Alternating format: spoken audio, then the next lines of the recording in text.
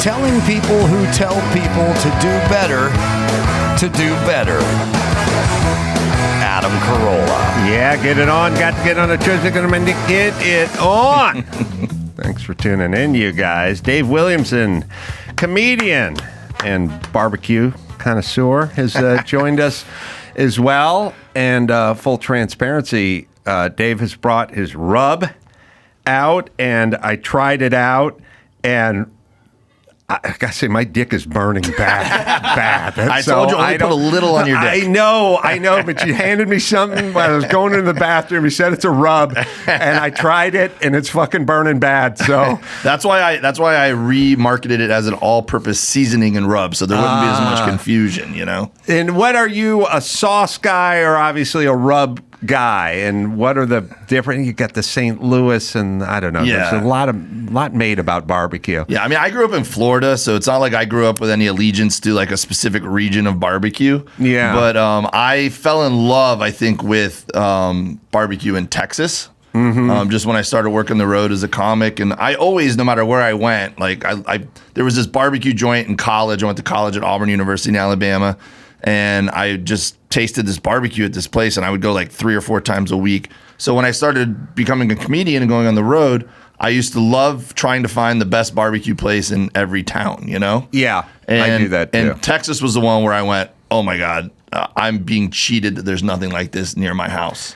You know, it's sad to me in that barbecue should unite. You know, everyone who loves barbecue should all be on the same page.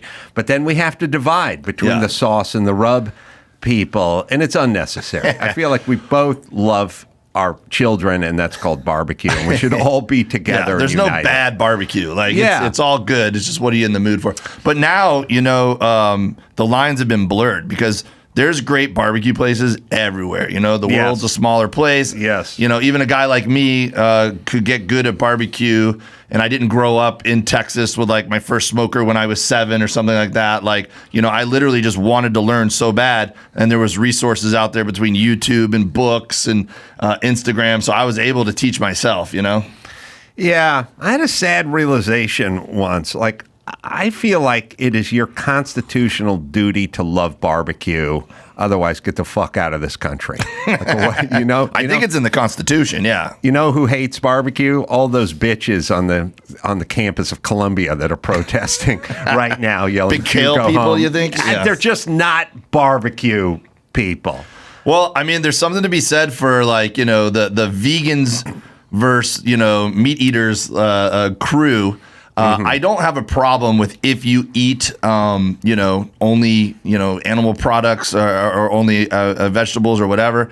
If you're a vegetarian, a vegan, or whatever, I don't like it when they preach to me why I shouldn't be doing it. And I think that there's a lot of parallels there in politics today. I think that's just any group. We just don't want to hear about it. Like, just you can do whatever you want, but we don't. Yeah, look, that's the beautiful thing specifically about the United States is that you can do what makes you happy. So do it, right? But don't force me to be okay with it or want to do the same thing you're doing, like, you know? Yeah, or not to have super condescending, horrible thoughts about you after you've made your proclamations of veganism. That's fair. Yeah, I had a sad realization. There was a barbecue place near my home, and when my kids were youngish, I said, like, let's go get barbecue. And they were like, man, we don't want barbecue. And I was like, what the fuck kind of 9-year-old doesn't want barbecue? Who are you? Whose loins did you spring forth from? That's not mine. Well, I'll tell you, I have 2 boys. And my older son was always a picky eater, didn't want to eat any of my food that I cooked, always just wanted hot dogs or chicken nuggets. Right. And my younger son's been eating T-bone steaks since he grew teeth, you know? Yeah. And so my older son has now caught up a little bit where he likes brisket and he likes pulled pork. It just took him a lot longer to get there. So there's always hope. Yeah. Speaking of pulling pork, man, my cock is burning. Yeah. I gotta go rinse off. I forgot to bring the antidote. Yeah. Well, barbecue is a perfect example of delayed gratification too, right? Because I talk to people who are really into barbecuing, and they'll have me over for dinner, and they'll have a really nice brisket, and I'll ask them about how they made it. It's like, I woke up at 2 a.m. Yeah, that's right. Put the thing in. Every few hours would have to go throwing more chips, pellets in there. Yeah. Just for this dinner? Yeah. No, it's delayed gratification, and then it's foreplay. And so it's essentially the same thing. And so everyone wants to skip past that part of life, that essential part of life. They want to skip right to the end, right to the orgasm, right to the barbecue, like right to the finish line. But it takes its toll on people and it makes them miserable. So everyone's impulse is, I just want to call Grubhub, let someone else make the barbecue, and they'll bring it to my house. And then you don't enjoy it as much as you did or would if you'd spent the foreplay part of barbecue. That's the part, people like barbecue a lot, but the foreplay part of it, it's, got the smoker going, put the chips in, got a basted rotisserie, whatever, pulled it out, let it sit. You got to let it sit. I don't even know why you have to let shit sit, but no one said that about a salad. Yeah. You got to let that Waldorf salad sit, And they go, we got to let it sit. And then you just stare at it going, this is more foreplay. Yeah. This is more torture. Now it's done, and we're all backed off, and we're letting it sit. You got to let it rest. Yeah, that's what it is. Rest.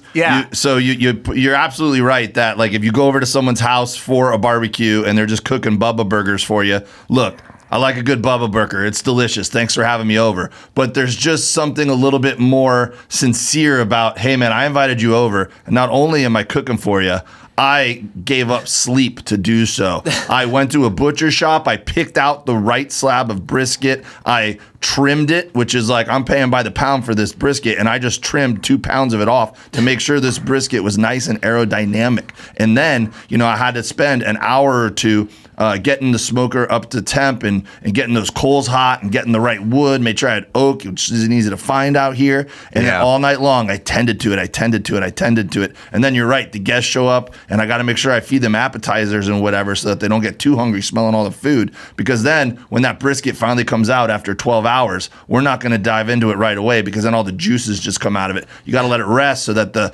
muscles reabsorb those juices. And then finally, minimum 30 minutes, but in a perfect world, I like to let my brisket rest for a few hours, and everyone's going, can we please eat? I got to go pick up my kid, and I go, well, you didn't plan right, because I'm going to wait another hour. Right. And then everyone who's stuck in there for the long haul with me, guess what? I'm going to get my nice knife out and my nice cutting board, and I'm slicing up that brisket, and we're going to enjoy, and we all earned it. Foreplay. Yeah, I see what you mean by foreplay. I'm sweating. Adam Perry Lang sent me a tomahawk, the Fred Flintstone size tomahawk. He cooks like 500 tomahawks at once. And he walked me through the entire process of slathering it with mustard and then baking it and then the temp and then out to the smoker, out to the barbecue, and then I had to let it rest, It was, and nothing ever tasted better. And it did taste really good, but I realized it was the ritual, the foreplay, the buildup, the delayed gratification. Look, there's not many people that haven't grilled a steak in their life, right? But have you, put the salt on it at the right time so it sits and I wish you were my dad. I do, because I think about Jim Carolla. He would go when he became a bachelor. He and my wife, when he and my mom got divorced, although they didn't get divorced, he just, sort of moved out. But at some point, he had to fend for himself. Yeah. He had a frying pan that was like warped with the handle broken off because what happens is you buy the cheapest pan. My parents went through life like you are assigned a frying pan and a sofa, and you can never get a new one of either. You cannot get a new pot, a pan, or a new piece of furniture. That is it. You get it. At some point, someone gives it to you, and that is your pan, and that is your sofa for the rest of your life. Lifetime. And that's how they went through. And you get the super shitty pan, and the pan heat cycles, and then the plastic handle breaks off because it cycles enough. And now you start working it with your shirt sleeve or a rag or something, but you never get a new pan. He would go to Alpha Beta, the cheapest market in North Hollywood. He would buy a $2 steak, the shittiest thing, and he would just throw it in the frying pan and just flip it once, and then he would open a can of corn and dump the can of corn next to it. And that was it. It was the shittiest steak ever. A secret family recipe. Yeah. But if you were my dad, that would be a different story. Man, there's so many people though who text me now, and I feel like their dad. Like, there's so many people who don't have that person in their life, and I think I'm like kind of accessible, like, you know, because I'm not an expert. I didn't grow up doing this, you know, like I grew up in the car business and I don't know shit about cars, you know, like, and I feel like there's something intimidating about feeling like you have to know about something because you grew up with it. You would have had, if you were my dad too, you would have had some porn around the house back in the day. That I was 0 for 2. Oh. Pans and porn. Well, 0 for fucking 2. My dad had a lot of steaks and a lot of porn around the house. Oh, did so he? We were fine. Yeah. Your dad, that's an American right there. But plenty of people in my life right now text me and are just like, yo, there's this one radio host, actually. I was doing a show just like this, and we were talking just like this about things. And then he started texting me from time to time, just going like, hey, man, special dinner with my wife tonight. What should I buy? And so I was like walking him through how to pick out a steak at the grocery store, you know? And he hits me up all the time. You picked up from Miami, right? And went sort of cross country with the travel trailer? Yeah. How many months was that? Dude, it was supposed to be 3 months. And it was great. I couldn't believe 3 months felt like so long. You know, we were going to move from Miami to LA, and we were going to work comedy clubs along the way. And I was just kind of getting to the part where I was, you know, working the road a lot, and was lucky enough to piece together enough work to make it make sense, you know? Some B rooms took a chance on me. I was going to let me headline because I told them if they booked me certain weekends, they wouldn't have to pay for a hotel for me. And you know, these B rooms are like, yo, we'd love to save a couple $100, you know? So people discard this part of life. I'll screw the story up a little bit, okay. But I'll tell you too. Leno was talking to a group of young comedians. I was there recently, and Leno told a story that I never heard before, which is when he started off, I think he would go to the club owner or the bartender, whoever's in charge of like putting people on stage, and he'd go, here's $50, and if I don't do well, you keep it. You know, and when I got from carpentry to teaching boxing, I did the same thing. I had the guy ran the boxing gym, you know, sort of white collar boxing gym stuff. Go, get out of here, you know. And I was like, hey, I'm a carpenter. And he's like, oh, yeah? I go, you got those bags sitting on the floor over there. Yeah, you want them hung? He's like, yeah. And all of a sudden, I had something that he wanted. I put something out there. There's added value. And you're an asset. I wasn't bothering him. Yeah. And now it's all of a sudden, he's like, yeah, hang the door. Or hang the door and hang the bags, you know, and hang the whatever. And the fucking spa thing's fucked up, too. Like, go fix that. And I was like, yeah, okay.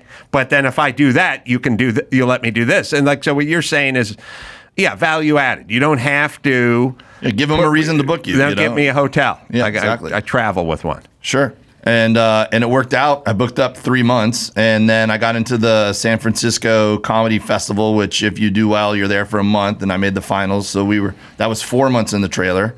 And then we pulled into LA, and we got a spot at the Malibu Beach RV Park. Oh, yeah. And I told my wife, all right, let's come up with a plan to start looking for an apartment. And she said, I'm kind of having fun. We're just getting good at this, you know? The and trailer. I'm like, yeah. And I'm like, well, do you want to stay a little longer? Are your kids in there with you? They were like 3 and 5 at that time. They both had a birthday during that trip. So yeah, they were 2 and 4 when we started, 3 and 5 when we rolled into LA. And she was homeschooling them because my wife's a teacher. They were they were like in preschool at the time. So right. So I go, okay. And I'd met this lady who was working for Nick Mom, which was like a Nickelodeon offset at the time. And I told her my story, and she thought it was cool. So I emailed her and said, hey, I'm thinking about doing another cross-country trip in the trailer. Would you guys want to, like listen to maybe a pitch for it, like a reality show or a web series? And she said, well, we like your reality show idea, but we only have the budget of a web series. So I sold them a web series, which wasn't a ton of money, but it gave me an entire summer's worth of a second paycheck. I was just taking home movies and cutting them up and sending them to them, you know? And so I booked up another trip across country, and we just kept going. And by the time we were done, we had been living in that thing for a year and a half. Wow. So we just kept going, and it was the best time of my career because I was working so much and I was with my family the whole time. And I felt like I was probably the strongest I'd ever been as a comic was, and that was 10 years ago. Yeah, it struck me that when you make the proclamation of we're hooking up the trailer and we're going out for 3 months, it never goes 3 months. It either goes 3 days, and then we got in a fist fight with the old lady in New Mexico, and we turned around and went home, or it goes farther. I was totally prepared for like second week her being like, we're getting a divorce, Right. Like, I'm like, this is a gamble. This is either going to be the best thing for our family or the worst thing, but we're going to take a swing, How much does it cost to hook it up in Malibu? I think it's a lot worse now, but back then it was, maybe like $50 if you were just staying for the night, but then you could do a weekly rate. So it was a little bit cheaper if you stayed by the week. No, so not too bad. Not bad at all. I mean, compared to what you pay for rent in LA and especially Malibu, where you can walk out of the trailer, drink a cup of coffee, and see dolphins out there, swimming around, and it was great. I'm trying to think. So there were 2 famous characters that lived in a trailer in Malibu. People forget that James Rockford was the first one from the Rockford Files. He was 70s Malibu trailer guy. And then Mel Gibson later on, famously, I mean, in the movie, Lethal Weapon. But what I'm saying is it started with Jim Rockford, as far as I could tell. Matthew McConaughey in his book Green Lights talks about how he just lived in an Airstream in Malibu Beach RV Park. I can't figure out whether I would love Matthew McConaughey or hate Matthew McConaughey. Because the times I hate him, I feel like that's just petty jealousy. Yeah, why would you hate him? What's there to hate? Well, I'll tell you what. I said the same thing about John Mayer 10 years ago. I was like, a douchebag? I don't know, but I think I'd love to hang out with him. Yeah. But is he a douchebag? Or is he funny? Is he self-deprecating? I mean, someone doesn't have to be your best friend to be fun to have beers with, that's for sure. McConaughey does...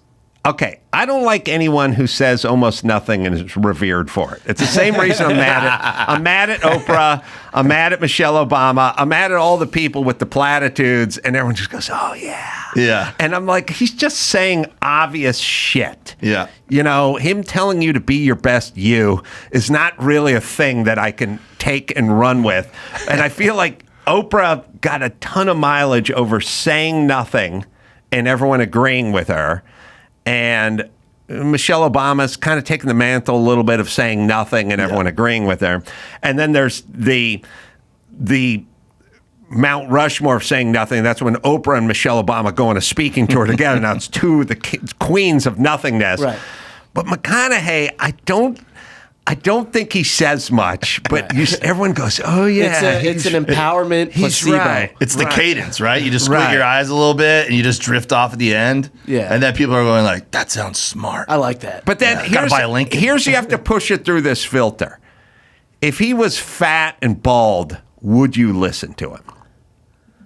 You know what I mean? And if the answer is no, then what they're saying isn't that profound or important. You know what I'm saying? It's definitely a little niche he's carved out for sure. Okay, here's what it is, I think. We are in love with people that are super comfortable in their own skin. He seems the most comfortable in his own skin. And we go, like when you see a little spastic dog and the dog's like panting real hard and just like eyeballs bulging and always looks startled all the time. And then at some point, like somebody shuts the front door and the dog's like, and you go, "You're making me nervous. Yeah. You're agitating me. I don't like you, little nervous dog." And then you see like big lab just lounging about and you start rubbing on it and going, look at him. He may be the black lab of people. Like we go, look at him. It's the He's not a confidence, care in the world. Yeah. I'm constantly thinking about this and thinking, not him. He's just mowing right. Yeah. He does commercials where he doesn't even talk. He's so good, he just sits on the tailgate of a Lincoln and stares at a stream. And you go, God, that guy's got it going on. He doesn't even have to talk. There's no dialogue. He's got a bottle of wild turkey and he's just walking around. And you're like, he didn't even say anything. That'd actually be fun, I think, to go look at the transcripts of the McConaughey commercials and really break down, like, what is this metaphor? Blank piece of paper. It sounds like you're jealous. That doesn't sound like I'm jealous. That's what it is. I'm jealous. I think, like, how do you experience most social media today then? It must drive you bonkers because at some point, those were the only guys that you could point a finger at were people that had built their own platform, right? So McConaughey, Oprah, the reason why they were the ones doing that is because they were the ones who had a way to get their words out to everyone. Now you open up Instagram and it's just some Joe Schmo who hasn't accomplished anything in his life, has no expertise on a project, on any sort of subject whatsoever, and is just sitting there waxing poetic about what life means. And I'm like, I hate that guy. The other guy I hate, the viral videos, is the how expensive stuff is. Like the guy films himself in the truck. I just walked out of an Arby's. Yeah. $41. $41. I got two grande, I got 2 beef dips and 1 Diet Mountain Dew. $41. And I'm like, okay, all right. So you don't have fucking $50 for food. Like, I don't know. Why are you going viral? I feel like algorithm.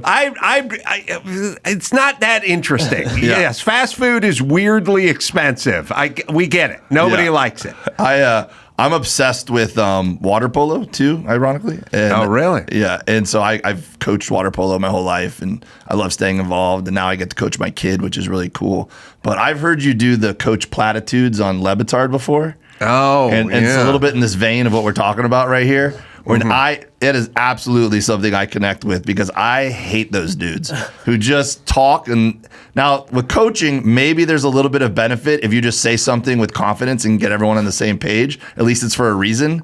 The Instagram guys are doing it for nothing other than clicks. I think what coaches are in a position, and they're in the same position as cops, which is they kind of have to talk, but they're dumb and they don't have anything to say. And so what coaches do, there's 2 things Coach Platitude does.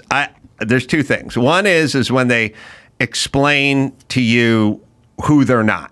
They go like, listen, I'll tell you, we're running bleachers today. Now, I'm not your mom. I'm not your girl. I'm not your best girl. Okay, let me see. Hold on. Where's my steno pad? You're not? Doris, is that you? Okay, you're not my girlfriend. No, I'm not your priest. I'm not a cheerleader. Yeah, okay, keep going about shit you're not. We can do the math on that. And then they go, am I going to come up here and blow sunshine up your ass and tell you everything is all daisies and powder puffs? No. I'm not going to do it. Do I wish I had a magic wand and I could change the outcome of this game? Yeah, I wish I did, but I don't. It's like, okay, you said... Yeah, can we get to the point? We're in minute 21. You've not said a fucking thing. And I think cops do that. Cops do... I always had this theory, which is they don't want you talking to them when they pull you over.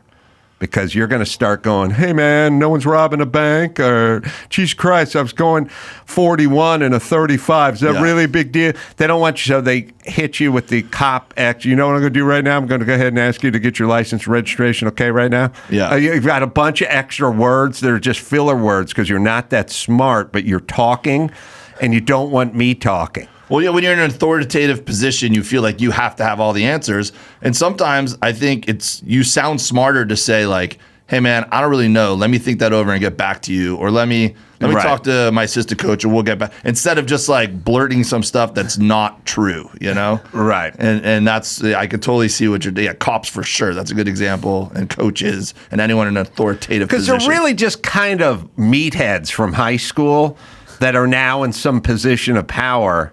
And they have to talk, and they're not that good at it.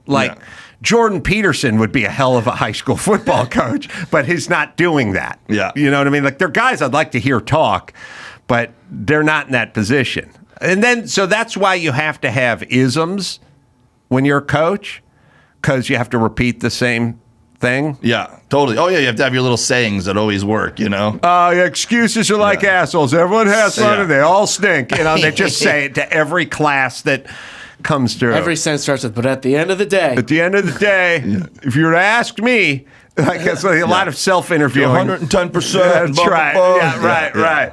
Yeah, I used to have Coach Smith used to say to me, I always hated it too. He'd go, Carolla, you're awesome.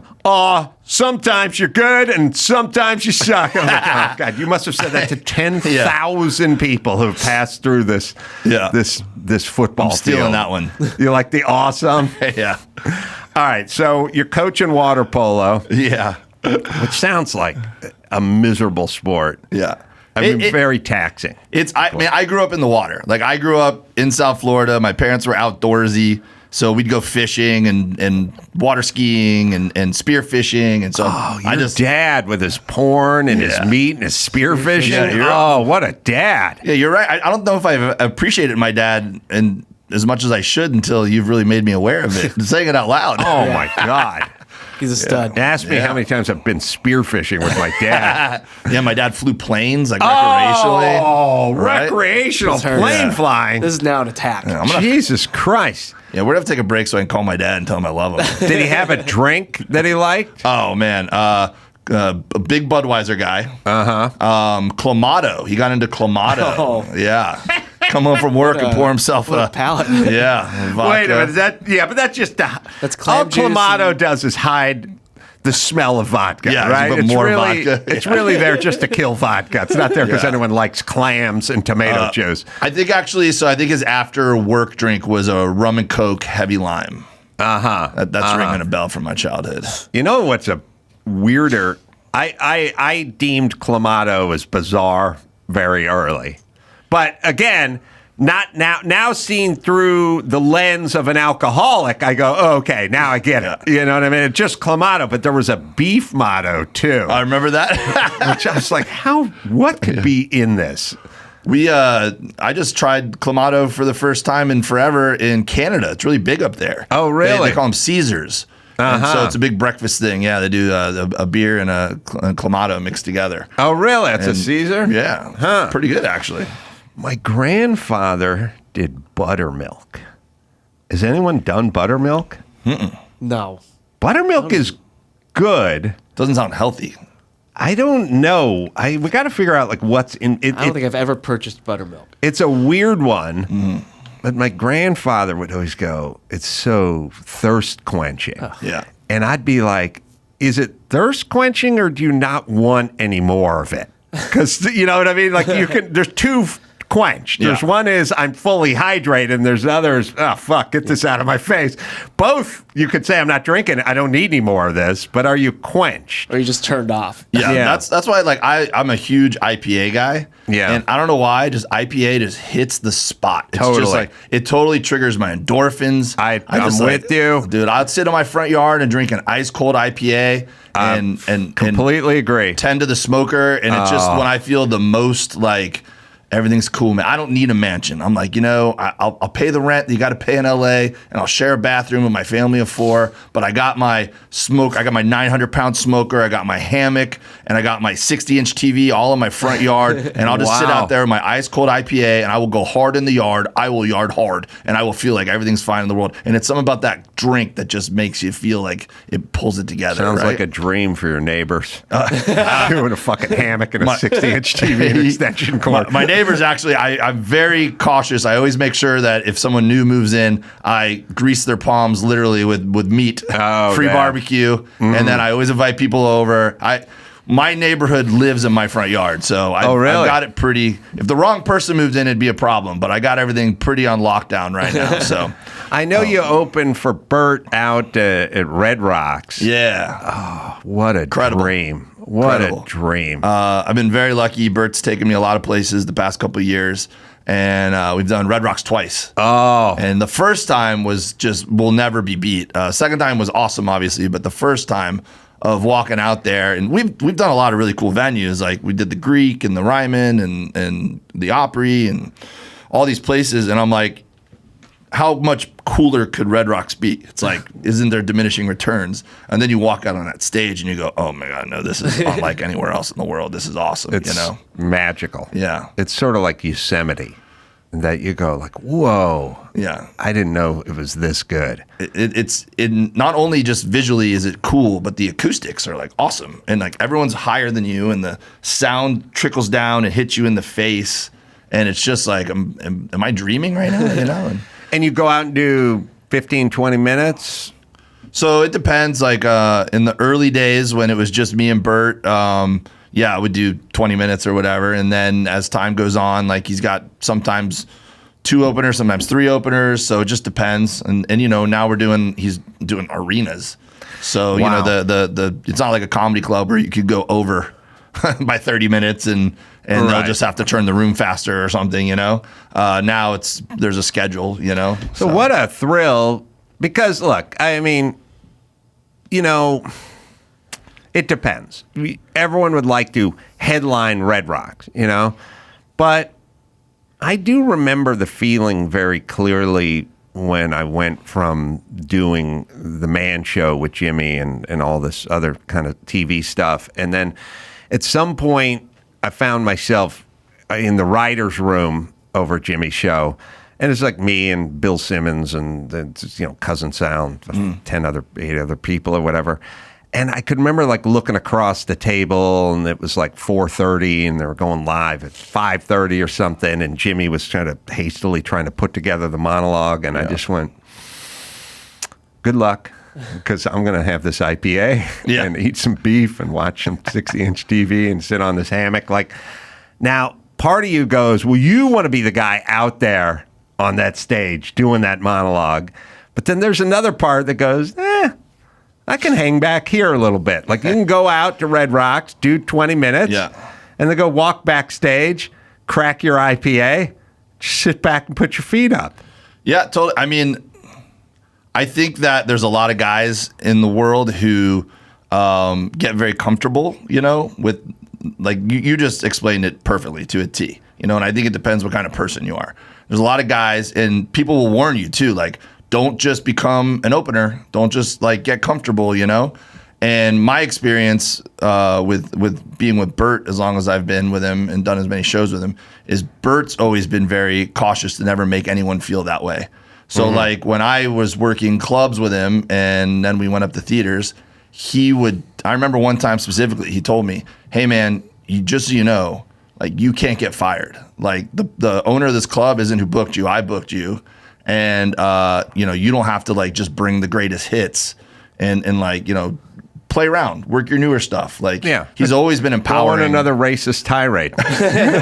You're safe here. Yeah. But then even, you know, as you know, he got bigger and bigger and the guys who open for him regularly, he's always been very understanding about someone being like, yo, man, I got a headline weekend at this club. He's like, yeah, go work on your career. You should go do that, you know? So it's a nice balance. And but I do feel that a lot in my heart when you're somewhere like you're at Red Rocks and you're happy to be there, but then it's very motivating, you know? You're like, man, like, all right, I got to work harder because it's cool to be here, but are you the kind of person that is content just being there with someone else, or does that make you work harder to maybe you're the one bringing other people there one day, you know? Well, I think, you know, in your position, you go, well, these people are here to see Bert. They're not here to see you. And 15 or 20 minutes is ample time to figure out whether you're doing your job or not.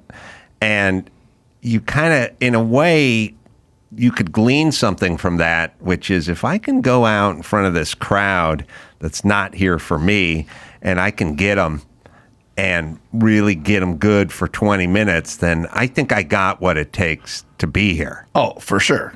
Well, and just specifically shows I've done with Bert, we've done shows in drive-in movie theaters. We've done shows in ballparks. We've done shows on a cruise ship. He sold out a whole cruise ship, and I got to do all those with him. So, yeah, there's something to be said for you go, if I can go out on a racetrack and host a 3-hour show with 8 comics on it and everyone has a blast, like, you're like, you know, you feel like you belong, you know, for sure. Agreed. What's like a Bert perk that you've experienced? Like when I go on the road with Adam, we get invited to these cool things during the day. It's not necessarily a show. Like I see every time, like on social media, Bert's like doing like he's going on football fields and gets to like play and stuff. Did you ever? Well, so for me personally, there's been a lot of cool stuff, great meals and celebrities that like to hang out because they want to meet Bert or whatever. But for me, the funnest part about touring with Bert is that he likes to do activities. Yeah. If not for fun, then at least for content, if nothing else. And so, especially when we were doing the drive-in movie theater tour, we were we couldn't go to bars and restaurants or, nothing was open. So we were just finding stuff that we could do. Because of COVID. Yeah. Because we went in like the heart of COVID, Right. And so we would just get like motorized surfboards or get surf lessons or, just go-kart racing on this like really awesome go-kart race. We'd get all competitive, the bus driver and Bert's camera guy. And we're trading paint and, taking it serious. And I just think doing that, like being a grown-up kid, getting to do that kind of stuff. Well, you're a big dude. Bert's a big dude. I'm just telling you, in the go-kart world, it's all about horsepower to weight ratio. Yeah. So a 9-year-old kid's going to beat you in a go-kart. No shit. Yeah. But they're trading paint. Well, literally a 9-year-old would beat Ayrton Senna in a go-kart because he's giving away 75 pounds, and that's just not going to work in the go-kart world. So your frame's a little big for the go-kart world. I am built for aquatics. I can hold my own in most things just from, fundamentals and effort, but there's not many aquatics. I'll start bragging and that's why to answer your question from earlier, I played every sport for at least 1 or 2 years and everything was fun. And I wrestled, I did football, I did golf team, I did everything for at least 1 or 2 years. And I found water polo finally towards the tail end of my high school career. And day one, I go, this is awesome. It's like wrestling, but in the water.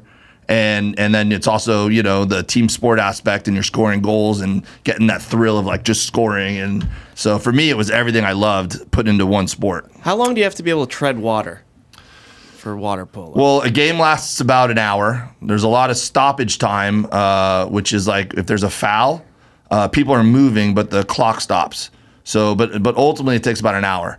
And then it just depends. Like, you sub in and out a lot like hockey kind of. You do like maybe like 3 people you change, at a time. But like when I was in college, I barely ever subbed out because I didn't have to be one of the fast guys that sprinted. I was more like a center where I'd go in there and just bang and try to set up in front of the cage, So it just depends.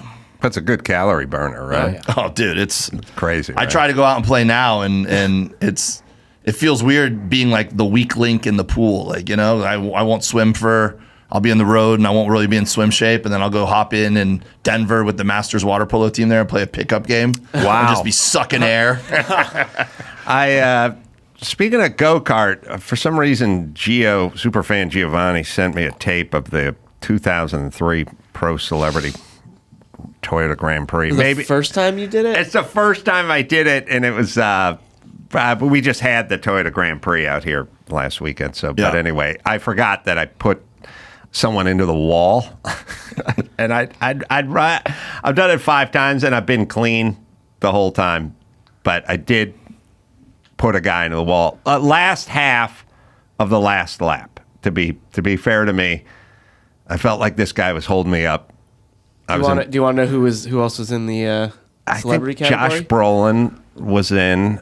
I'm trying to think. Josh Brolin was pro at that point. Right. He won the year before, I think. Jeremy McGrath. Won. Jesse James. Peekaboo Street. Sorry. Peekaboo. Bud Gordon. Who? Bud Gordon. Tommy Shane Steiner. Buzz Aldrin. Buzz Aldrin's a mean dude. Wow. Yeah. Wait, Buzz Aldrin was driving a car? Yep. Peter Reckel, who... He won the celebrity one. Yeah, he was a Days of Our Lives star. Yeah. Steve Hartman. Yeah, sports guy. Yeah, if there's a couple of names you might not recognize, those are the charity guys who pay $100,000 to run like, Busby Toyota in Huntington Beach, and they just pay $100,000 every year, and they get to do it. They buy their dream. They buy their way in. Yeah, it was about the end of the race, so you can... did you isolate it? Toyota Pro Celebrity Race. Well, McGrath is currently running in 5th. He is our top pro in the red car number 25. Brolin now is in 6th spot. He has passed a couple of the celebrities, and now we have got pros in 5th, 6th, 7th, and that's 8th me. position. There you are. You notice that Adam Carolla and Tommy Steiner have both improved their times tremendously. The whole top 4 of this race are driving better. Do you get the than they've ever practice? driven. Oh, yeah. On board with Adam Carolla, takes to the Goes for inside. it. Carolla slide. Sorry. I gave him the wave. Sorry. All's forgiven. You do the wave. Carolla forces the issue from road race to destruction. You did it, Torres, Tim. Buzz Aldrin. Buzz. How old is Buzz Aldrin? Buzz Aldrin is like 75 and mean as shit. He punched out a dude for, because people would come up to him and say, no, we didn't land on the moon or whatever. There's those, the weird flat earthers. That's got to be so much more annoying than people coming up and like telling you, or like reciting your joke to you. Yeah. Buzz would just fucking punch these people right in the head. He was a mean dude. In 2002, he was lured to Beverly Hills Hotel on the pretext of being interviewed for a Japanese children's TV show on the subject of space. When he arrived, moon landing conspiracy theorist Bart Seibel accosted him with a film crew and demanded he swear on a Bible that the moon landings were not faked. After a brief confrontation during which Seibel followed Aldrin despite being told to leave him alone and called him a coward, a liar, and a thief, the 72-year-old Aldrin punched Seibel in the jaw, which is caught on camera. He blew up like 3 motors in practice. He just kept blowing up cars. What is it? Just being like not driving correctly? Is that what does it? Yeah, I think the way you could blow up a car, he may have blown up a transmission or two. Like the way to blow up a transmission, the way to blow up a car is to just go past the red line and kind of keep it there. Yeah. Although, modern day cars have rev limiters. They'll just cut out, but he would go up against, you can go up against the rev limiter and it'll cut. You'll feel it cut. But the way you blow up a transmission, I think the way Buzz would do is he'd come all the way down shoreline at like 120 miles an hour in like 5th gear. And then instead of dropping it down into 4th, you drop it down into 2nd. And you let the clutch out, and then the rear end locks up, and then the transmission blows up. Like not his car. Yeah, not his car, but he kept blowing up cars. So when you're doing that race, do you have like a crew chief talking to you? No. You're just on your own? Yeah, you're just on your own. I was like, Tommy Shane Steiner's been ahead of me this whole stupid race. Yeah. I'm in 4th place. He's holding me up a little bit, is what I felt like. And I felt like we're at the end of the race now, and there's literally half a lap to go. Like there's 4 more turns before we come in. Yeah. And I'm just taking him out. I mean, I don't want to take him out, but I'm just You're going. in it to win it. I'm going way over these rumble strips on the right, and I'm just taking him out. You were just hearing in your head, Adam, you're awesome. Yeah. I had Oprah. and your dad in my head. Do you think he's bitter Coach about Platitude. this still? Like No, he was. I apologized to him, and he had a laugh about it. And I don't know where Tommy Shane Steiner is today. He was in 2003. He was, country music, newcomer of the year or something. Like it was something, but I don't know where. he's just seething in a room about this race, a dartboard with your face, just tossing. Yeah, but it's what it also, from doing these races 5 times and seeing everyone just fuck up their car massively. Yeah. And they're still able to sort of pull it off and get onto the side and get it out of harm's way. This is why I get angry at people getting fender benders and get out of their cars. Like they can't disrupt the scene of a crime. Right. Just pull it off. Now just I gotta take pull chalk it and off. outline my car here. Yeah, you're causing a pile up back here. Right, because then you come home and you turn on the news and there's a guy who stole a minivan and the cops have been chasing him for 2 hours and both front tires are gone and there's just sparks coming out. He's still doing 70. Yeah. So you can get your fucking car with your scratch bumper, you can get it off to the side. You can do it. Tommy Shane Schneider. Schneider, whatever. Yeah. Yeah, I always get so interested in like subcultures too, and I remember my family's car dealership sponsored this dude when I was a kid, and he was like a local like racer, and so I never even knew this existed, and my parents took me down one weekend to watch like the stock car races at this little like minor league track down in Homestead, Florida, and we got to go backstage and meet the driver that my parents were sponsoring and everything. And I'm like, this is this guy's life. And like, you know, he'd been chasing it his whole life, like just trying to like win the right race that gives him a shot to be the big time. Yeah. And I mean, I'm sure it's a lot like comedy where you see someone who's, you know, only made it so far at some point, and you're like, if it's your dream, you just keep going for it. Like, you know, and if racing's your dream, like, yeah, you try to hang on and get one more sponsor. And then I started going every weekend. I was like, this is awesome. Like, you know, Got the bug. Man, your dad, what a winner. Car dealership, What kind of cars? steaks, Clamato. Well, the dealership? Yeah. General Motors. So my grandpa opened one of the first Cadillac dealerships in Miami. Look at that. Yeah. Cadillac. Yeah. And then we, you know, over time had Pontiac, GMC, Saturn. We had a couple Saturn stores. So just all the General Motors. Successful. Yeah. Spear fisherman. I got to drive Hummers. When Hummers. Oh, Jesus. All right. Should we take a break and come back and find out what Tommy Shane Steiner is up to? Is he touring? Is he in a band? Is he was a like He's music? MMA training. He's what? Training in MMA? Yes. Oh shit! Oh boy. Oh, my ass hasn't is toast forgotten now. He's getting ready for you, I've Adam. been working for this for the last 21 years. Oh, he's doing MMA training.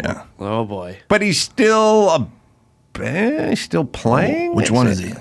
He's The guy on the left. He's the has guy to on be, the right? left? Oh my Yeah. God, he's ripped. Yeah, he's ripped. Oh, he's gonna fucking choke me out. Yeah, you next might want time to bring I a see him. bat next race. Oh, Jesus Christ. Wow. So, but he's playing and touring and playing music, or he's just living his best life? Oh, man. Hey, that's my dad. I should have buddied up with him. All right. Well, he's an MMA guy now, I guess. It's hung up the guitar and put on the gloves? I don't know. What was he? Look, I'm reading a post from him. He says, I retired from the music business decades ago. After being put in the wall by Carolla and Yeah, losing my over it. confidence. So he retired. Oh, he's got guns Well, now, he said, too. I retired from the music Oh, shit, this guy's business got in guns quotes, and... so, I don't know. And in 03, was he country music, rookie of the year or something? Or what was his... He had to have credentials or he wouldn't have been invited to the race. Number 2, his song "What If She's an Angel" reached number 2 on the Hot Country Singles charts. Oh, shit. And now it's all choking guys out and guns. Yeah. Next race, Adam's just going to be letting him merge. Like, Go ahead. Go. Let's go. After you, Tommy. Hasn't recorded since 2002. Oh, So I broke the man. he since your race, he has not put out any more music. But it's all guns. All guns and MMA. fighting. I got to steer clear of Tommy. Seemed like such a nice kid, too. Yeah. You emasculated him that day, and he's just had to lean into anything that makes him feel like a man. I'm nervous for you. I'm going to be looking over my shoulder. Maybe I should surrender to him. Maybe I should just find him. You know what I mean? I think you double down and you take him out lap 1 this time. Yeah, I go look up first lap, take out Tommy Shane. You find him. Oh, yeah. It was not a soft landing for him. He hit that wall pretty hard. Yeah. The And thing the about metaphorical one too. the thing about Long Beach is it's just concrete barriers all the way around. There's no. Most tracks have some sort of runoff, some sort of gravel pit or like something. bales of hay or something. Yeah, like most things, you run off, you go through some gravel, and you maybe hit a pile of tires. Mm-hmm. Not Long Beach. It's literally concrete barriers, and the concrete barriers are on the racing line, and that if you come around a corner and you're 5 feet away from the barrier, you're not on the racing line. You got to be brushing against the barrier. That's the racing line. So if you're going, well, I don't want to get near that barrier, then you're not going fast. You got to get on the barrier for everything, but don't hit it. Yeah. But I was just like, fuck it. Or don't put someone else into it. Wow. Hit the barrier. Yeah. All right, Tommy Shane, all full of muscles and MMA and automatic He looked weapons. really ripped, Do you bro. have a nemesis? I had no idea. Yeah. I should talk to him. All right, take a break. Come back and do some news right after this. Simply Safe. Spring. Fresh air. Fresh starts. Well, take a fresh look at Simply Safe Home Security. I've used these guys for years. Everyone here uses these guys. Dawson used them back when he had an apartment. Then he moved into his own home and he took the system with him. Named Best Home Security System of 2024 by U.S. News and World Report. Best Customer Service according to Newsweek. Blankets your home with indoor and outdoor cameras, plus sensors for break-ins, fire, flood, and more. 24/7 professional monitoring. Less than $1 a day. No contracts. No long-term lock-in contract. 60-day risk-free trial. Don't love your system? Return it for a full refund. Simply Safe gave me and my listeners peace of mind, and you should have it too. Get 20% off your system today when you sign up with Fast Protect monitoring at simplysafe.com/Adam. Get that 20% off at simplysafe.com/Adam. There's no safe like Simply Safe. Cook Unity. Well, we all have our local restaurants, and we wish we could have them at home. That's right. I even stole the salad dressing recipe from a place in Vegas because I wanted it for home, but we wish we could get that experience in our home. Well, that's where Cook Unity comes in. It's the first chef-to-you service delivering locally sourced meals to your door every week, cheaper than delivery. Go to cookunity.com/Adam or enter the code Adam before you check out for 50% off your first week.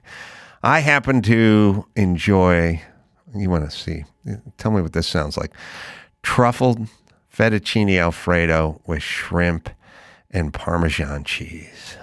Oh, that was my favorite from Cook Unity. No cooking required for a chef-quality dining experience right at home. Unlike other meal services, Cook Unity is a chef collective. Every meal is handcrafted and made in local micro kitchens. And you know I hate food waste. Cook Unity arrives in fresh, compostable, recyclable, or reusable packaging that keeps in the fridge for up to 7 days, because you know I don't like to waste food. Hundreds of dishes to choose from, and the menu is updated constantly. So treat yourself to Cook Unity, right, Dawson? Experience chef-quality meals every week delivered right to your door. Go to cookunity.com/Adam or enter code Adam before checkout for 50% off your first week. That's 50% off your first week by using code Adam or going to cookunity.com/Adam. You worry a lot when you become a dad, you know? Because you're responsible for more than just you. Now it's like other people rely on you for safety. So I recently went out for the first time in my life, bought a handgun. But we were only safer for one night, because by the second day, I could not stop thinking, I gotta shoot somebody with this thing. This looks like too much fun, right? I'm too old to join a gang. What do you do at that point? So by the third night, I started leaving my front door kind of wide ass open. All night long, right? 55-inch plasma TV on the front porch. Trail of bait going down to the bus stop, like iPod, blender, Chili's gift certificates. Dave Williamson is on the Adam Carolla Show. Dave's got dates all over the place. And what you should do is go to davewilliamsoncomedy.com and find out where he's going to be. Orlando, Florida. This sounds like the greatest day ever, May 4th. It's part of the Bacon, Bourbon, and Blues Festival. Yeah, dude, I'm stoked for that one. Yes, thank you. And yes. It's cool, man. I always thought it was really cool. I've always been like jealous of, you know, guys like you where you had you're really into like the general contracting and stuff, and you had that TV show where you got to kind of use your entertainment chops to lean into a world that you enjoyed, right? Yeah. And like, you know, Rogan does like MMA stuff and whatever.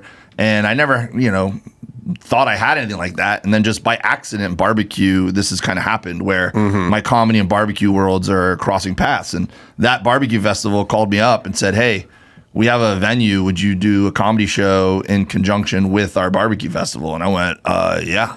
Yeah. And then you got to negotiate, in the back of your head, I'll do this for free. Like, I just want to go to the festival. But yeah, no, it's the Reese's peanut butter cup. You take this thing and that thing, and then you combine them to make a better thing. Yeah. And that's kind of, it's the new world order of show business. But you find stuff you're into, and then you do a show about it.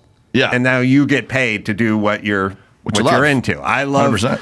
Putting country musicians into barriers. There's some show. Ending careers. Where I could just ram people. Yeah. All right, what do we got? Dawson, can you find the song by Ringo Starr? Is it Oh My My? You Can Boogie. I don't know what it's called, Boogie. But I realize Ringo sucks. Like everyone talks about what a great drummer he is, which is fine, but they don't talk about what a shit singer he is and what a shitty songwriter he is, although someone may have written that. But when you hear that song, you kind of go, oh, I get why the other guys in the band were doing all the heavy lifting. But anyway, do your news, and then we'll find that. Okay. And he also says you're 16, 15 or 16, beautiful in your mind, is that? 16. 16. All right, that's good.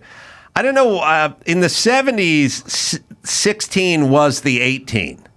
Like, guys would write songs about fucking 16-year-olds, but they never went to 18, which would then make it legal. Yeah. You know what I mean? Yeah, a lot of lyrics didn't hold up over time. Yeah. All right, what do you got, Chris? All right, so we're talking about Buzz Aldrin punching that that instigator. Well, Alec Baldwin had an interaction with an agitator as well. He was talking. He was at a coffee shop, and there's this person who hosts a show called Crackhead Barney and Friends, and she just got in his face and demanded that he say something that he didn't want to say, and it finally led to him smacking the phone out of her hand. So here it is. Can you please say Free Palestine one time?